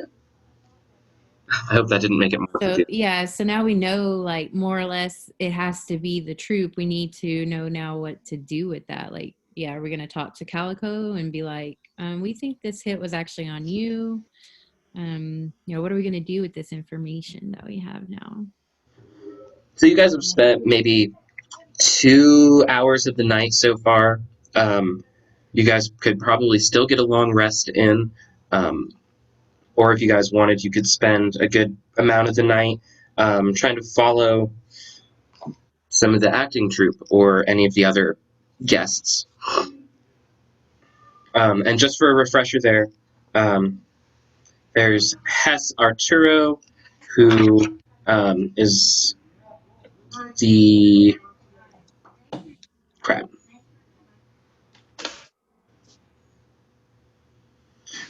He's the husband of... or the... crap. I'm so sorry.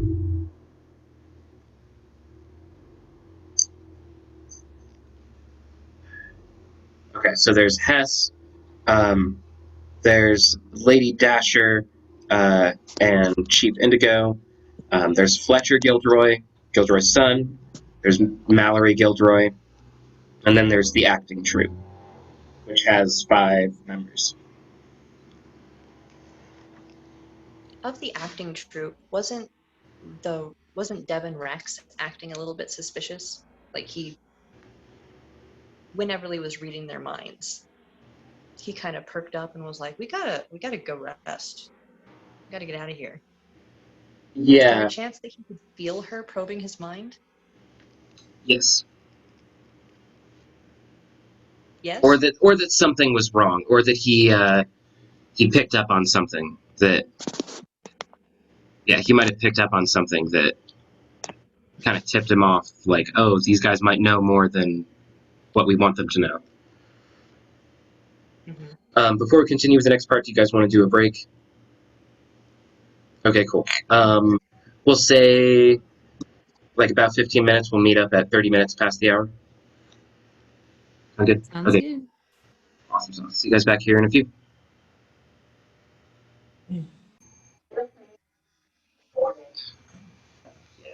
I hate that. Okay, so you guys all go to sleep, or do you want to go to sleep? You're all in your chambers. You've just established some clues and figured out some things about the acting troupe that has been hired on for tonight's festivities. It's been maybe about 2 hours past since you guys have gone in your rooms and done some deductions. What would you guys like to be doing? I personally kind of want Niken to do some sort of following. We suspect the doppelgangers, maybe see what they're doing. I had an idea, maybe I could use Alter Self to be like a guard or something, so if we get caught, I'm just like, oh, I'm bringing this soldier, this guest back to his room. At the same time, I'm a big boy and I do need 8 hours of rest. If I don't get my 8, I may not be tip-top tomorrow when stuff might happen. Just weighing the checks and balances. I'm also not very stealthy. That's kind of a tough Does call. everybody need sleep? Sorry. Does We everybody just need? lost- Sorry. Does everybody need to sleep? I don't I think I guess need all to you guys play. just need 4 hours of trance. I need my 8. It's not like I've taken damage or anything, but if I don't sleep, I'm going to be exhausted. I might not be able to cast spells. I deal with fire. It's not a good mix. If Niken's gonna go and spy on anyone, I want to go with him. I don't want Yeah. to leave on myself. I was gonna say, so Parthenax could take his full 8, and then Sella and Everly could like switch off our 4, taking turns with Niken while Parthenax is sleeping. Whatever we do, we should post a watch, because if anybody suspects that we suspect them, they might come after us. Does this mean I get the bed? Yes, you can have Sure. the bed. I Covered don't- in gold I- coins, have a blast. It's like you guys spent the whole time putting these clues together, and the girls were laying on the bed, kind of just happily lounging around, and then this plan starts to establish. Probably broke up a little bit there, sorry. This plan starts to establish, and Parthenax's grin just starts to grow. both the girls get lazier. No. I just get to sleep? Okay, so to kind of narrow down the Hold go ahead. on, real quick. Yeah. Should I alter self as a? How about this? I alter self to be a guard, so that if the party gets caught, I can say I'm bringing these guests back to their room. They were lost. As far as the sleep thing, I gave you the what I call it? Long rest and a short rest bottle. Pretty much I'll be forcibly knocked out for 4 hours, but I will get a long rest, and then we can all sleep for 4 hours. But I guess then no one would be like watching. What were you gonna say? I think that potion's too valuable to waste on one of us. It would be way better to use on an enemy. For sure. I have no problem with sleeping, but the call is your guys's. Do you need to sleep? Like right now is probably the best time for us to like check out what's going on. Mm-hmm.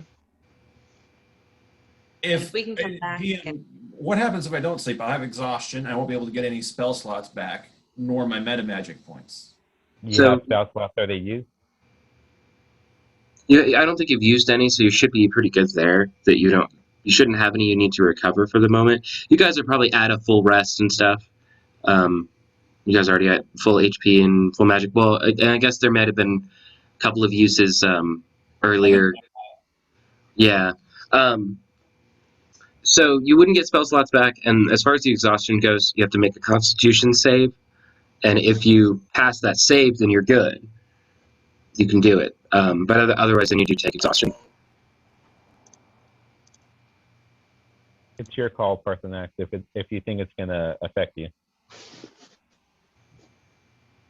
But then again, we can do a time limit thing, like maybe go out for an hour and investigate, and then come back to the room. If we went out for 4 hours, DM, could I still get my 8 or maybe 6? Get some spell slots back? Because to come out with you guys, I'll have to use at least one to make myself a guard, and who knows what hijinks we're going to get into.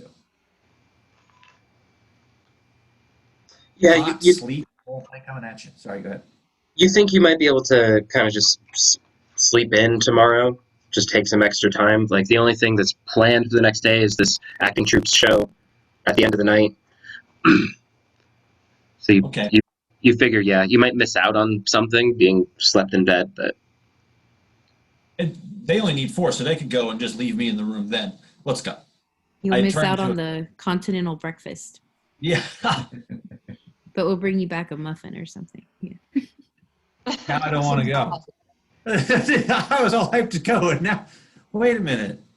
I'm missing out on a night's rest and Breakfast. dinner was good. Oh man, that's having me more seriously doubt going more than it should. But okay, no. I turned into a guard. Okay. so to narrow I down want to the roll stealth. Sorry. yeah, you totally do stuff. To narrow down the guys that you guys can investigate, there is Hess Arturo, and then his parents, Lady and Dasher Arturo, and then her grandfather, Chief Indigo. All right, so that's one family. And then there's Fletcher Gilderoy and Mallory Gilderoy. It's another family. And then there's the Nine Lives Collective, the acting guild, and there's 5 people there. It's basically 3 groups. You're the host's business partners, and then the acting guild are like your main groups of people that you guys can investigate. So total, there's 11 people individually. You guys would probably have time to investigate 4 of them, as they're probably about like 4 or 5 hours before sunrise. I want to start with Devin Rex. Okay, The part of Nine the Lives Collectives. The one that I think might have sensed Everly listening to his thoughts. Okay, so let me show you the grounds real quick.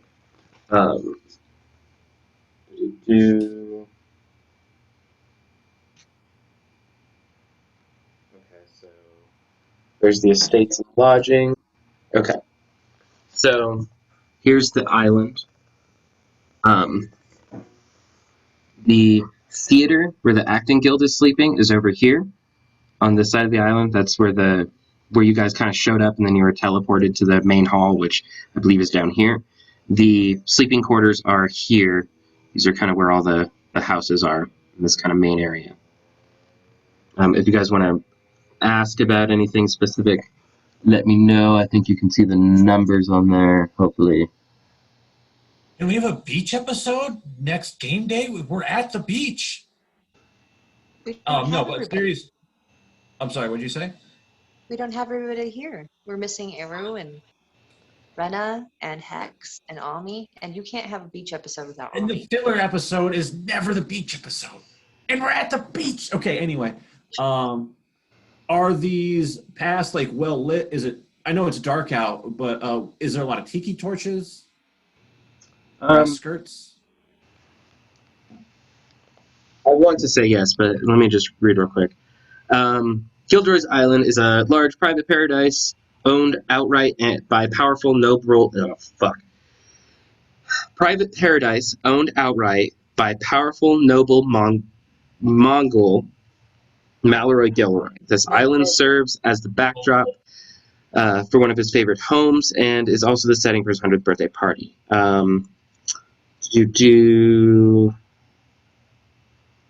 Yes, yeah. The stars are also really bright. The moon is pretty full, so it is easy to see if you don't have dark vision. So, Okay. Sorry, go ahead, Sally. Aside from me, who looks like a guard and is probably, I look like I'm supposed to be there. Does everyone else have to be making stealth checks for wherever we go?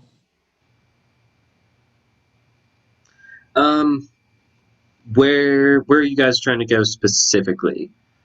Because like within the compound or like within the houses, you guys are okay. Trying to get outside of that, there are guards kind of roaming everywhere. That it might be kind of hard to. Oh, okay. It might be kind of hard to go anywhere outside of like just a couple of houses. Scale of 1 to 10, difficulty in getting to the theater. Theater would probably be the hardest because it's on the other side of the island.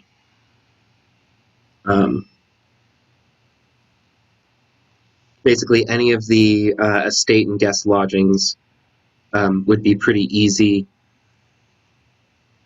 The theater would be the more difficult one just because it's on the other side. I have an idea to get us all the way to the theater, but it's not a great one, and I've already pissed off a quarter, if not half, of the party so far, so I don't think it's a great idea. Does anyone have anything else?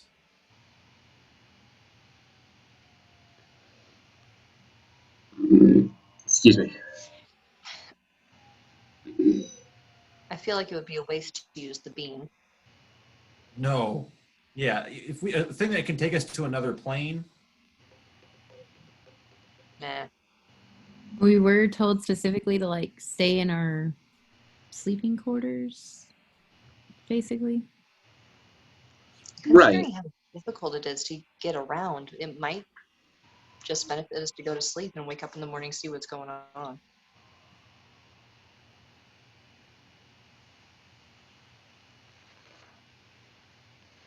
Unless we can Or watch we could, Mallory. yeah, I was gonna say we're like, I know we don't like to normally split the party, but Niken's obviously super stealthy, so maybe he wouldn't get caught. And if Parthenax looks like a guard, like they could probably do this. It's mostly like Sella and Everly that would get caught. Most likely, yeah. My stealth ain't great. What if I told the guards that you guys really wanted to meet the actors? As you guys are hanging out, kind of looking at the stars and assessing the grounds and everything, you can see Lady, Fair, and Arturo, along with the chief, walking kind of down to the water side. I'll point that in a second.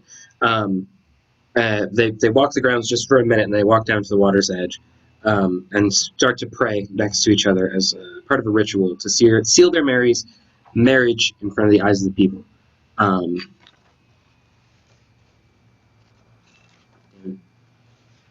Okay. Gotcha. They kind of just go around the grounds for a minute, so you know where they're at. And then you guys do notice that the Gilderoy's house is right near where all of the guest houses are. It wouldn't take too much effort to kind of peer in. Oh, come on, what page is this? Wouldn't take too much effort to peer in and kind of see what's going on in their house. There are guards outside of the front door, but sneaky rogue could peer in windows. Please. Lost that stupid page. If Mallory is an easier target than the actors, maybe it would be a good idea to just keep an eye out and see if anyone tries to come back and finish the job in the night. You guys could definitely do that. Kind of help keep guard yourself. So the houses are over here. The Gilderoy estate is over here. And then you guys watched the happy couple kind of walk around for a minute before going down by the lighthouse and the water's edge down here. Then there's also a horse track that runs around the entire estate. That's fancy.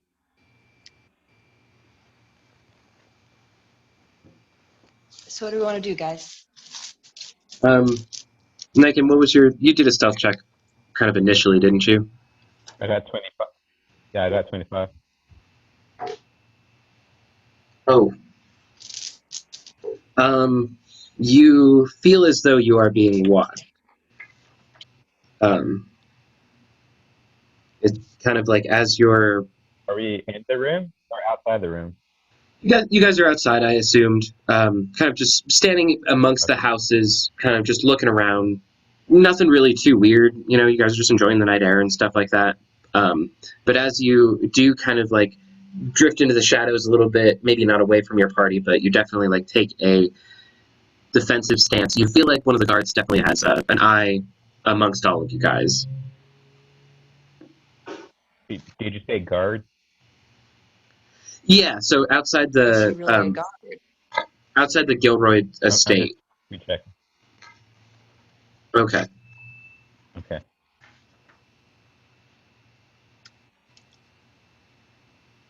So this one guard is paying attention to us, and we know that all the actors are doppelgangers. Is it possible to check and see if he is a doppelganger and not actually a guard?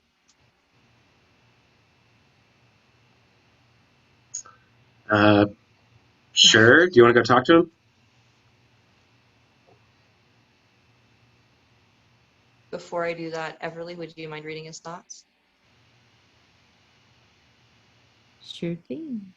Thanks. Can I focus on him and see what he's thinking about?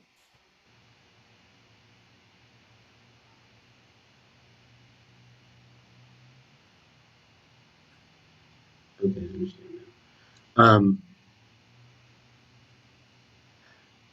You feel very confident thoughts of, gotta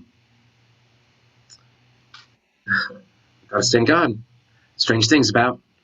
What's this group doing? Seem fishy. Strange things. Strange things about. Just seems a little suspicious of you guys. Okay, so I messed something up. So the, over here is actually a prison. It's a personal prison, and then these are the guest lodgings, and then this is the estate. So it's like you guys are kind of hanging out in the courtyard-ish area in between the buildings where the stupid number is, and then the Gilroy's estate is right here. So this is his house. So there are guards just standing out front of it here, just kind of keeping an eye on you guys. And to be clear, he doesn't see Niken, but it's brought attention to all of you guys. He's just still looking at you. I rolled a natural 20. He notices you guys. Niken is stealthy, though.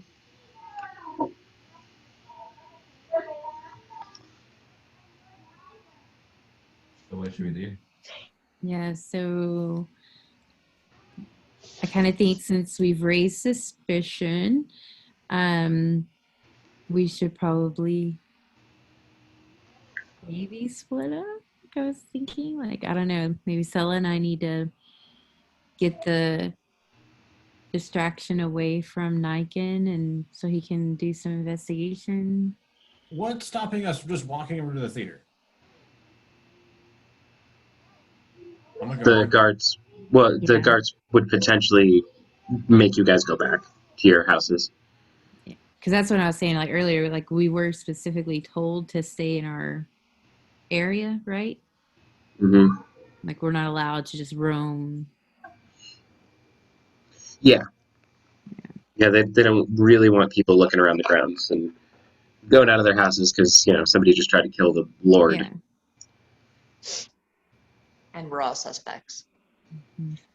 But okay, it wouldn't. You're a bard. You want to meet the other bards. You've told me, a guard, that wants to happen. I start walking you guys there. If we get stopped, you explain the situation. And me as a guard, I'm just like, I just want these customers to stop. This is a job. I just want to go back to doing the night watch. I'm going to take them wherever so they shut up. I'm saying we just go over there. I'm down with that too. We just start walking like we're supposed to. Okay. Parthenax as a lead, the guard kind of leading your troop of friends. This guard that has an eyeball on you is like turning his head with you and goes, "Oi, where you all going? What's the plan then?" I want to go meet the actors.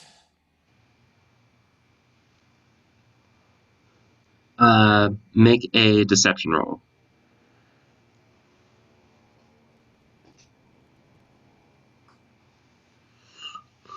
How does a 23 feel? You must be the new guy then. Yeah, right. And nobody told me you were starting right away. But thanks for joining the crew. Is it sure? These are trying times indeed. I don't know if those actors will be down or up for your meeting, but yes, if you'd like to try, I don't mind just accompany these few. It's just a job. Can I get on? I'm sorry. I'm sure you're nice, but it's first night. Just trying to get the job done. Yeah, sure. I just keep an eye out. Do you need some help? 1 against 3 is not very good odds. Well, I should mention I can change size somewhat, but I'm like this almost the same size as Parthenax, but a dude. So I'm like a wall.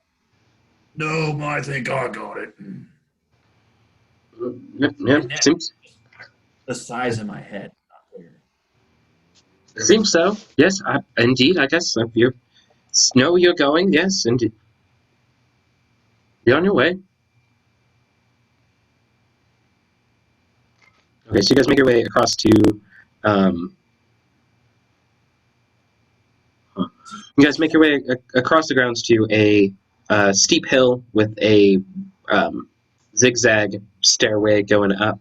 Um, and you guys make it over to the theater. High on a gorgeous plateau overlooking the water, this theater, built specifically for the Gilroyd party, for Gilroyd's party, is abuted by forests and cliffs that sheer off towards the coastline. The main road runs around the theater, running up a fairly gradual incline, but a more direct, if challenging, route can be explored on foot by taking the stairs that start not far from the observation area. I should mention this might be where my usefulness ends. I got you guys to the spot. I can probably get us back.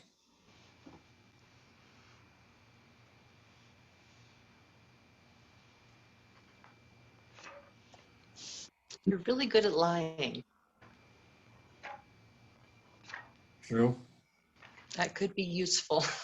I'm not feeling love today. Come on, man. First you treat Niken like a dog. Now you're underestimating yourself. Of course we're going to be a little upset with you. You are good at lying. You should take that as a compliment. So I guess there are 2 roads up to the theater. Do you guys want to go up the main walkway, which is a little treacherous? You guys will probably have to do an athletics check, or do you want to just take the road around, which might take a little bit of time, and you guys will have to risk being seen? I I'd can rather just take an athletics step. check. Oh, go ahead. Sorry. It would be easier to just do an athletics check than to sneak. So I vote stairs. I will probably fail. Me too. Someone drag me up these stairs. Okay, go ahead and do an athletics check as you guys try to make your way up these stairs. Parthenax, you just kind of standing at the bottom, waiting, kind of standing guard, or are you gonna go up with them? I think I'm just gonna Misty step to the top. Can I do that? Good plan. And I can do acrobatics. Are you gonna flip up the steps? Yeah, I'll backflip that. Yeah. It's gonna be an even higher difficulty. It's like Niken takes a couple of steps and goes, you know what? I'm okay. Is the DC a 23? God damn. Was that? I saw a 15. 16. It's a 60 for me. Yeah. Oh. Okay, That so was the wrong notification I saw. so it was the DC was 12 the first time. So if we go off your 11, yeah, it's like you took a couple of steps and it was like, nope, not getting up that way. And then like he backs up and takes a running jump and then does some hop, flip, and skip up the steps. Like doesn't even use the steps. He's mostly jumping off of like trees and the ground, kind of making his way up. You guys see Parthenax disappear and then reappear at the top, and Niken just kind of hopping up the top. How'd the rest of you guys do? I got a 13.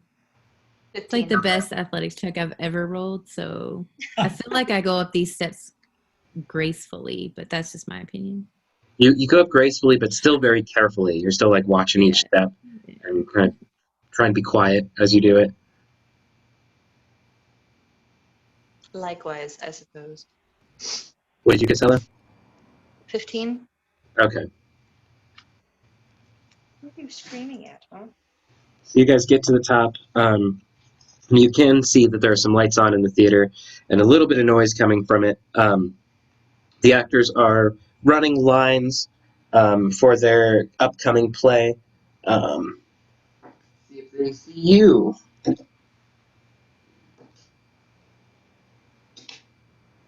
Oh, that was a lot of really bad rolls. Okay, wow. Nothing above a 13. So no, they're all very into their performance. And it's kind of like you guys are getting a little extra preview for tomorrow's show. The events are somewhat similar of tonight's ongoings. There's an adventuring troupe that comes to a party, and you're just watching like a battle scene. There's these like illusory creatures that these pretend adventurers are kind of fighting and dueling against. Now, is everybody accounted for? All the actors? Does it all add up? Yeah. Okay. Yeah, all 5 of them are there. None of them seem phased or upset. It's actually a very convincing performance. It looks like it'll be a really good show. You guys might not want to watch too much. Spoilers. What are they fighting? It looks like a kind of gross eyeball-y monster with a bunch of stalks coming off of its head, but it looks really decrepit and decayed.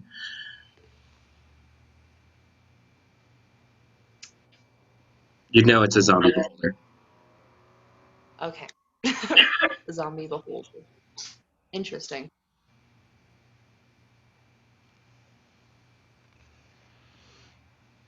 So I guess we either go and talk to them or we leave. Don't ruin art. You don't ruin art. We're not just gonna go walk in there and interrupt a performance. Yeah. I suppose that's fair. Niken, Everly, what do you guys want to do? They're not doing nothing.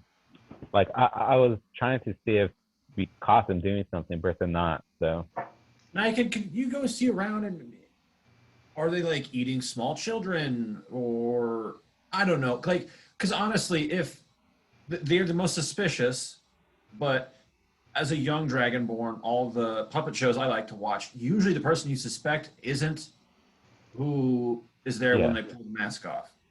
yeah, I got you.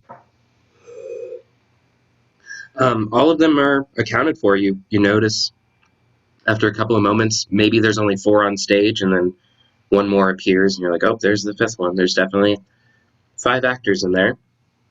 I guess I'm asking Nick and go look around. Like, do they have weapons stash or more poison or like the bones of a small child? I don't know. Like, Oh, I see what you mean. if we Evidence. Can I go and check their chest, their inventory and bags and stuff like that? DM?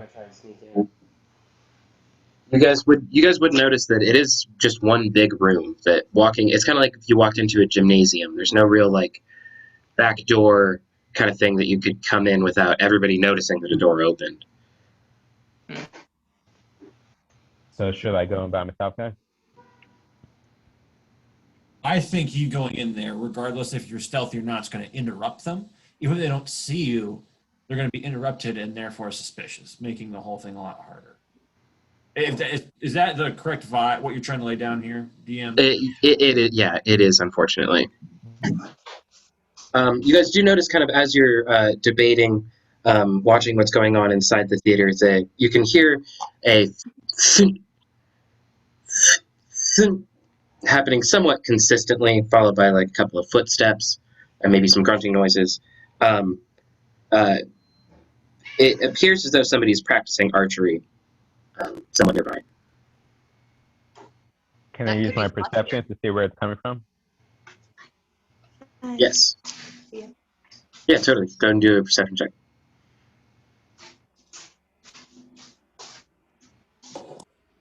18. So,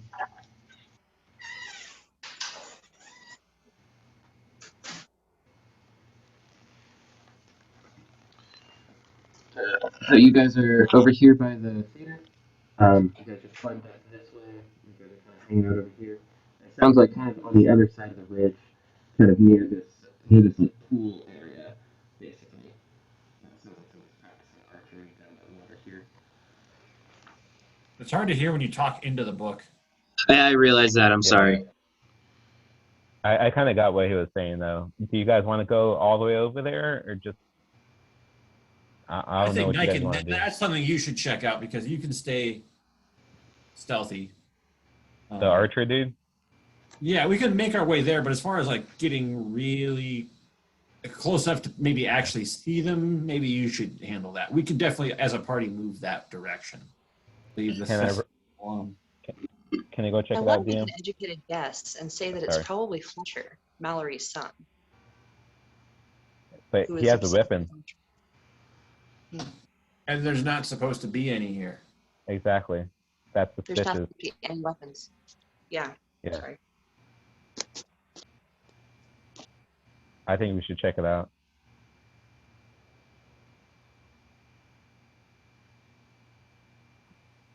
Yeah, go ahead and do a stealth check.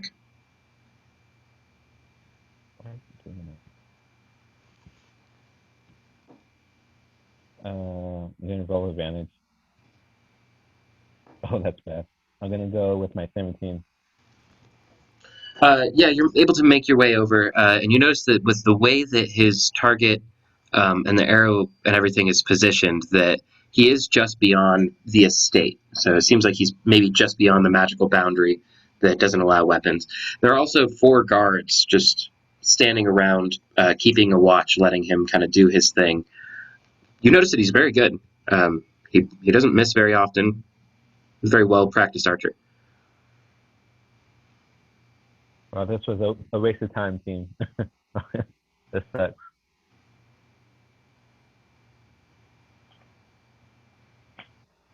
Is the target, I don't know, someone that we've seen at the dinner party? Like you see, like, oh, fuck that guy. I'm going to go with an arrow.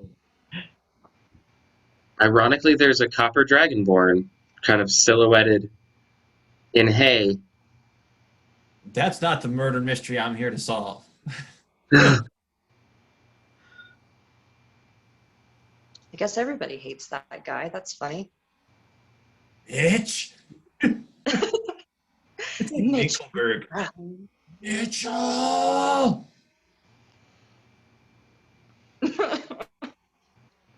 So you guys have... Archer? Oh, sorry. No, it's okay. That was Fletcher. It was the Gilderoy's son.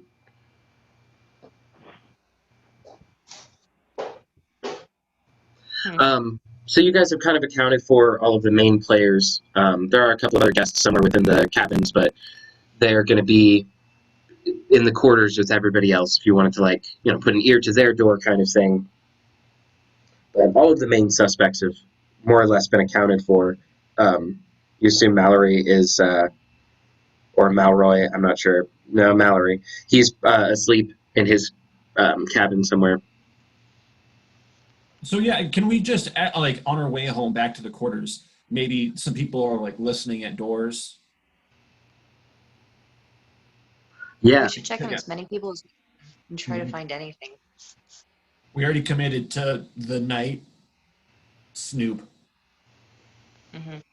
As you guys head back to your rooms, the guard that saw you is just or saw you the first time is just kind of curiously eyeballing you as you're walking into the guests' quarters. If you glance over to him at any point, he just kind of smiles and gives you a wink, thinks you're going to have some fun with one of the guests. And as you guys make your way back to the rooms, you can hear a little bit of bumping and giggling coming from a room, and you hear the name Hest called out in a hushed, womanly voice. You think that the son of the recently married couple is seeking a night of passion with one of the ladies from the ballroom. Good for him. All of you guys, I assume, get some sleep. It's probably about like 3-ish hours before sunrise.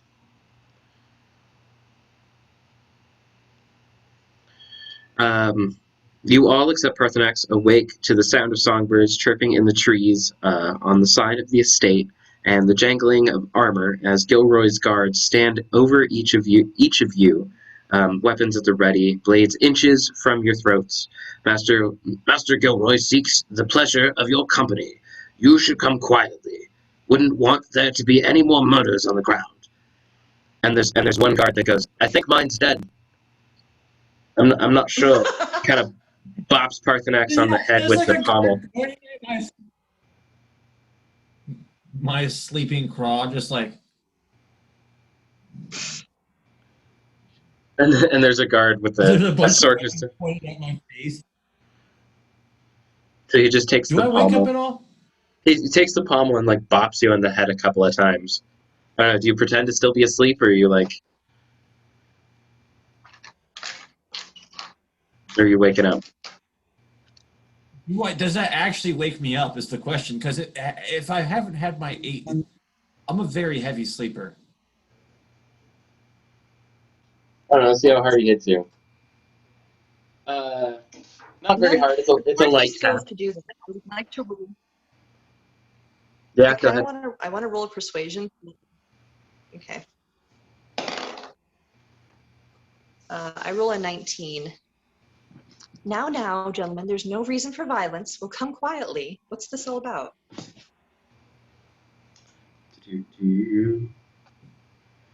Lady Dasher, Arturo is quite irate. It's Hess Arturo. He's been slain. Frankly, if you did do it, I'd be inclined to reward you, but that's off the record. I'm not sure what she's upset about, to be honest.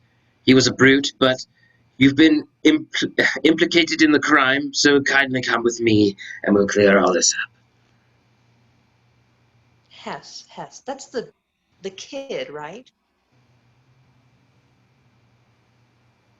You nod. Oh, you mean the young man who was in the throes of passion last night? We were on You our way seem back to know more than we imagined. We know nothing We of were this. on our We were on our way back to our rooms last night after going to see the actors, and we heard a young woman whispering his voice and some other, let's say, private noises. They were quite vocal. Interesting. Yeah, we never got to see the actors because the guard told us to come back to our rooms. Yeah. 5 more minutes. Kind of sink back. At this point, Gilderoy comes in and kind of reiterates what Sella says, that there's no need for violence. He just wants to clear everything up, and if they don't come along, he'll have to assume the worst, and so will everyone else. But they just want to ascertain their whereabouts from the night before, since there's been a murder and witnesses suggest the party might be involved.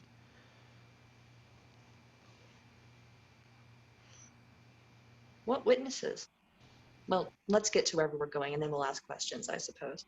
You might Let's have to carry get down to business. I'm sorry. Cute Gilderoy, with the feet. More puns. Okay. Gilderoy will lead the party to the Great Hall where the celebration took place the night before, and we'll hear all of your sides of the story, as well as Lady Dasher Arturos. Gilderoy does all he can to keep things civil, and then he will hold a mock trial of sorts over breakfast. There's a large spread of fruit and meats and pastries. Within the ballroom is Malroy's son Fletcher, flanked by several guards. On the opposite side of the room, with her grandfather Chief Indigo, as well as a full garrison of cutlass-wielding Arturo mercenaries, is Lady Fardasher Arturo, her palms and clothes covered in dried blood. She eyes all of you with disdain and severe anger, as do each of the mercenaries at her command. I ignore them and go for the breakfast spread.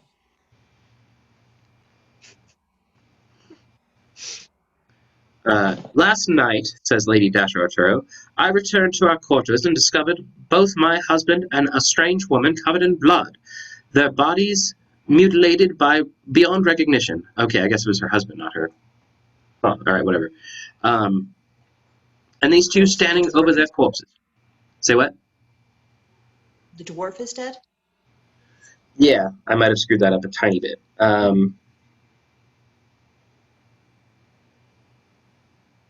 Wait. And who was standing over their bed?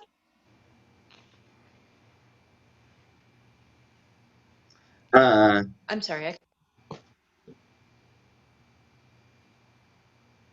I think he was having an affair, and they both died, and the wife saw this. I think that's what he just said. So he, okay, yeah. So it was Lady Dasher and the chief that were going to the Water's Edge. And then Hess, who is supposed to be her husband, was the one, not their son. I'm sorry.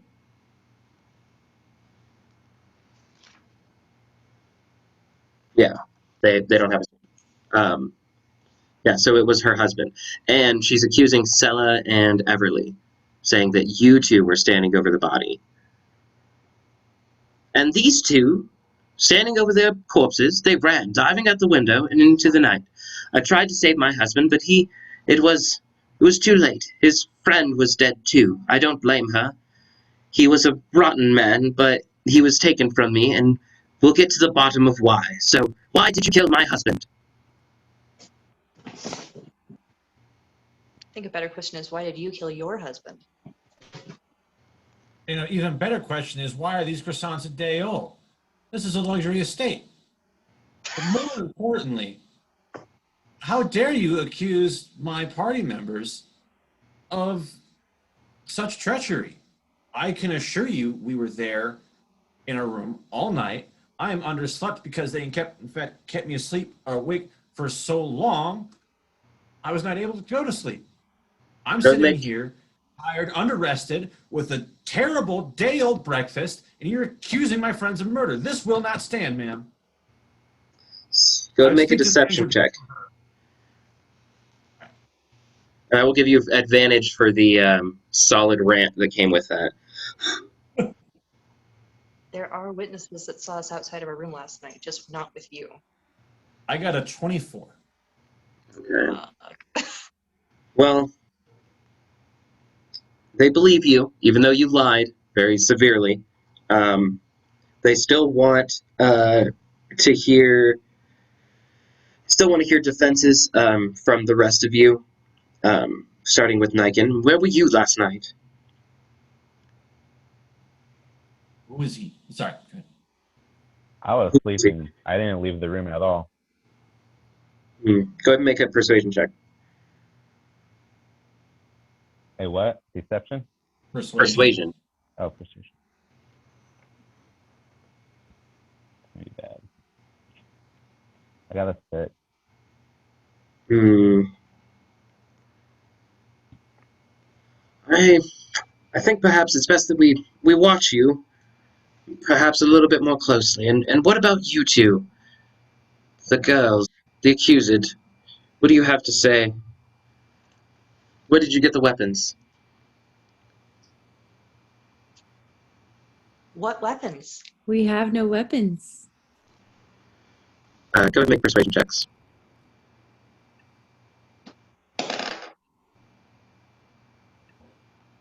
14. 19. This one, pointing to Sir, Everly. listen. This one seems trustworthy. I'm not sure about the rest of you. I think we need to watch you while we get to the bottom of this. You will not be able to leave the estate via the teleportation circle under these circumstances until such time as the guilty parties have been named and proof of their guilt has been corroborated by evidence. Should the party refuse, there will be a battle in the ballroom that will only end with every member of the guard and the estate. The choice is yours. You can either wait or fight. But I assure you it will not be good. Fighting will only seal your guilt. I do have a question. And I'm going to look at the lady who is accusing us of murder, and I'm going to go, who are you? Sorry. Yeah. This is Gilroy mostly talking to you guys. Otherwise, there was Lady Dasher who was just accusing you in the beginning. Gilroy's the one who's like, unfortunately, you guys can't leave. I'm the lord of this island. That's okay. No, sir, not you. The woman who's accusing us of killing a dude. Who is that? This is my esteemed We business haven't been partner. acquainted. I apologize Okay. that you arrived somewhat late. That may be on my own fault, so perhaps you weren't able to meet everybody at the right time. This is my esteemed business partner, Lady Dasher.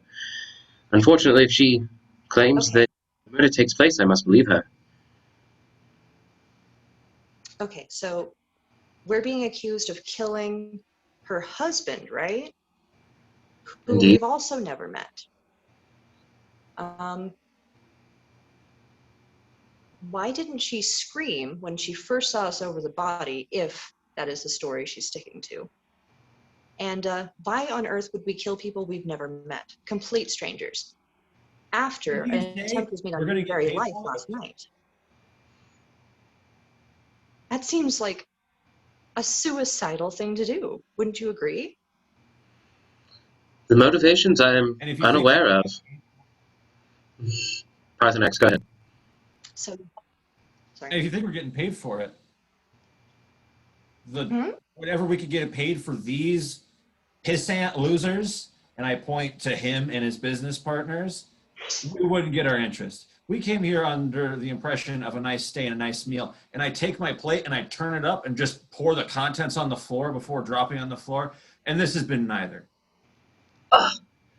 I beg your pardon, sir. This is outrageous. Accuse me of lying and being. You're outrageous, punk. Investigate away. So as you can see, we have no motive. It seems that And the we have signs no point to you weapons. regardless. I apologize, but the only witness says that he saw two of you standing over the corpse just after they were murdered. Yeah, my brother just conquered a continent. Why would we send two unskilled assassins to murder a nobody? Like I said, the motivations are not for me to discern. If you wish, Lord Parthenax, it is, I believe. If you wish, and Miss Everly could investigate the murder scene to try and clear your names. The other two, I'm unsure. Perhaps it would be best if you stay at the house and Let gods watch you. He's murdered.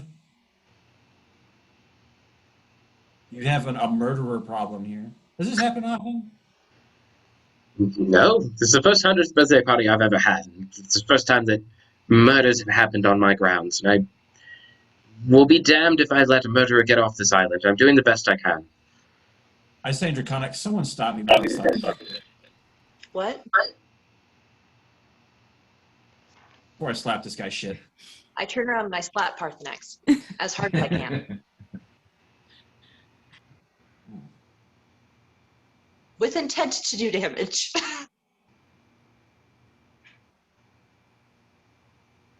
Excuse our friend. He is overzealous when it comes to his creature comforts. I would like to put forth, before any further investigating is done, if Lady Hess did in fact see us over her husband's body, have you taken in consideration that the actors that you hired are all changelings? Or are all doppelgangers? And were involved in the attempt on your life last night? If not as perpetrators, certainly as pawns or victims. Who knows? Go ahead and make a persuasion check.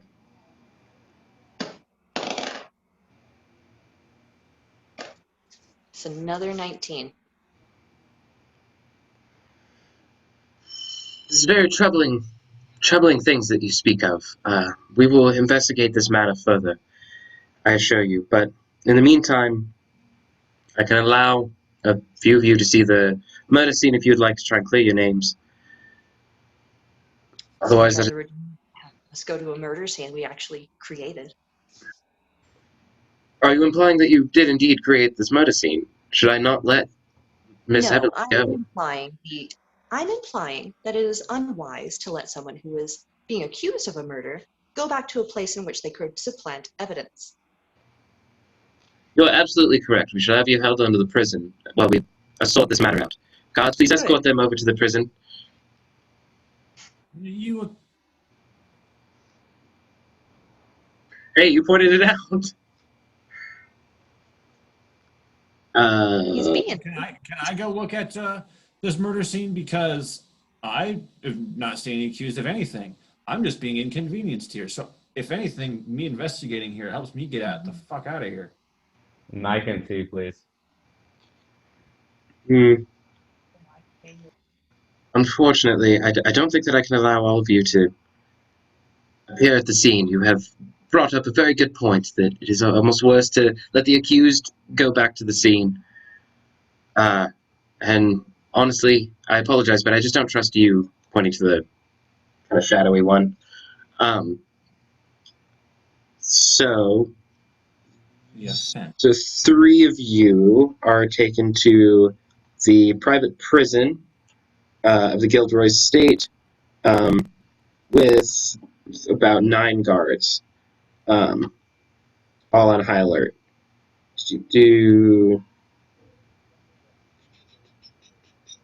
then Parthenax, they will allow you with several guards to go view the scene to see if you can make any further discernments. If you want to make an investigation check. Oh, I'm terrible at that.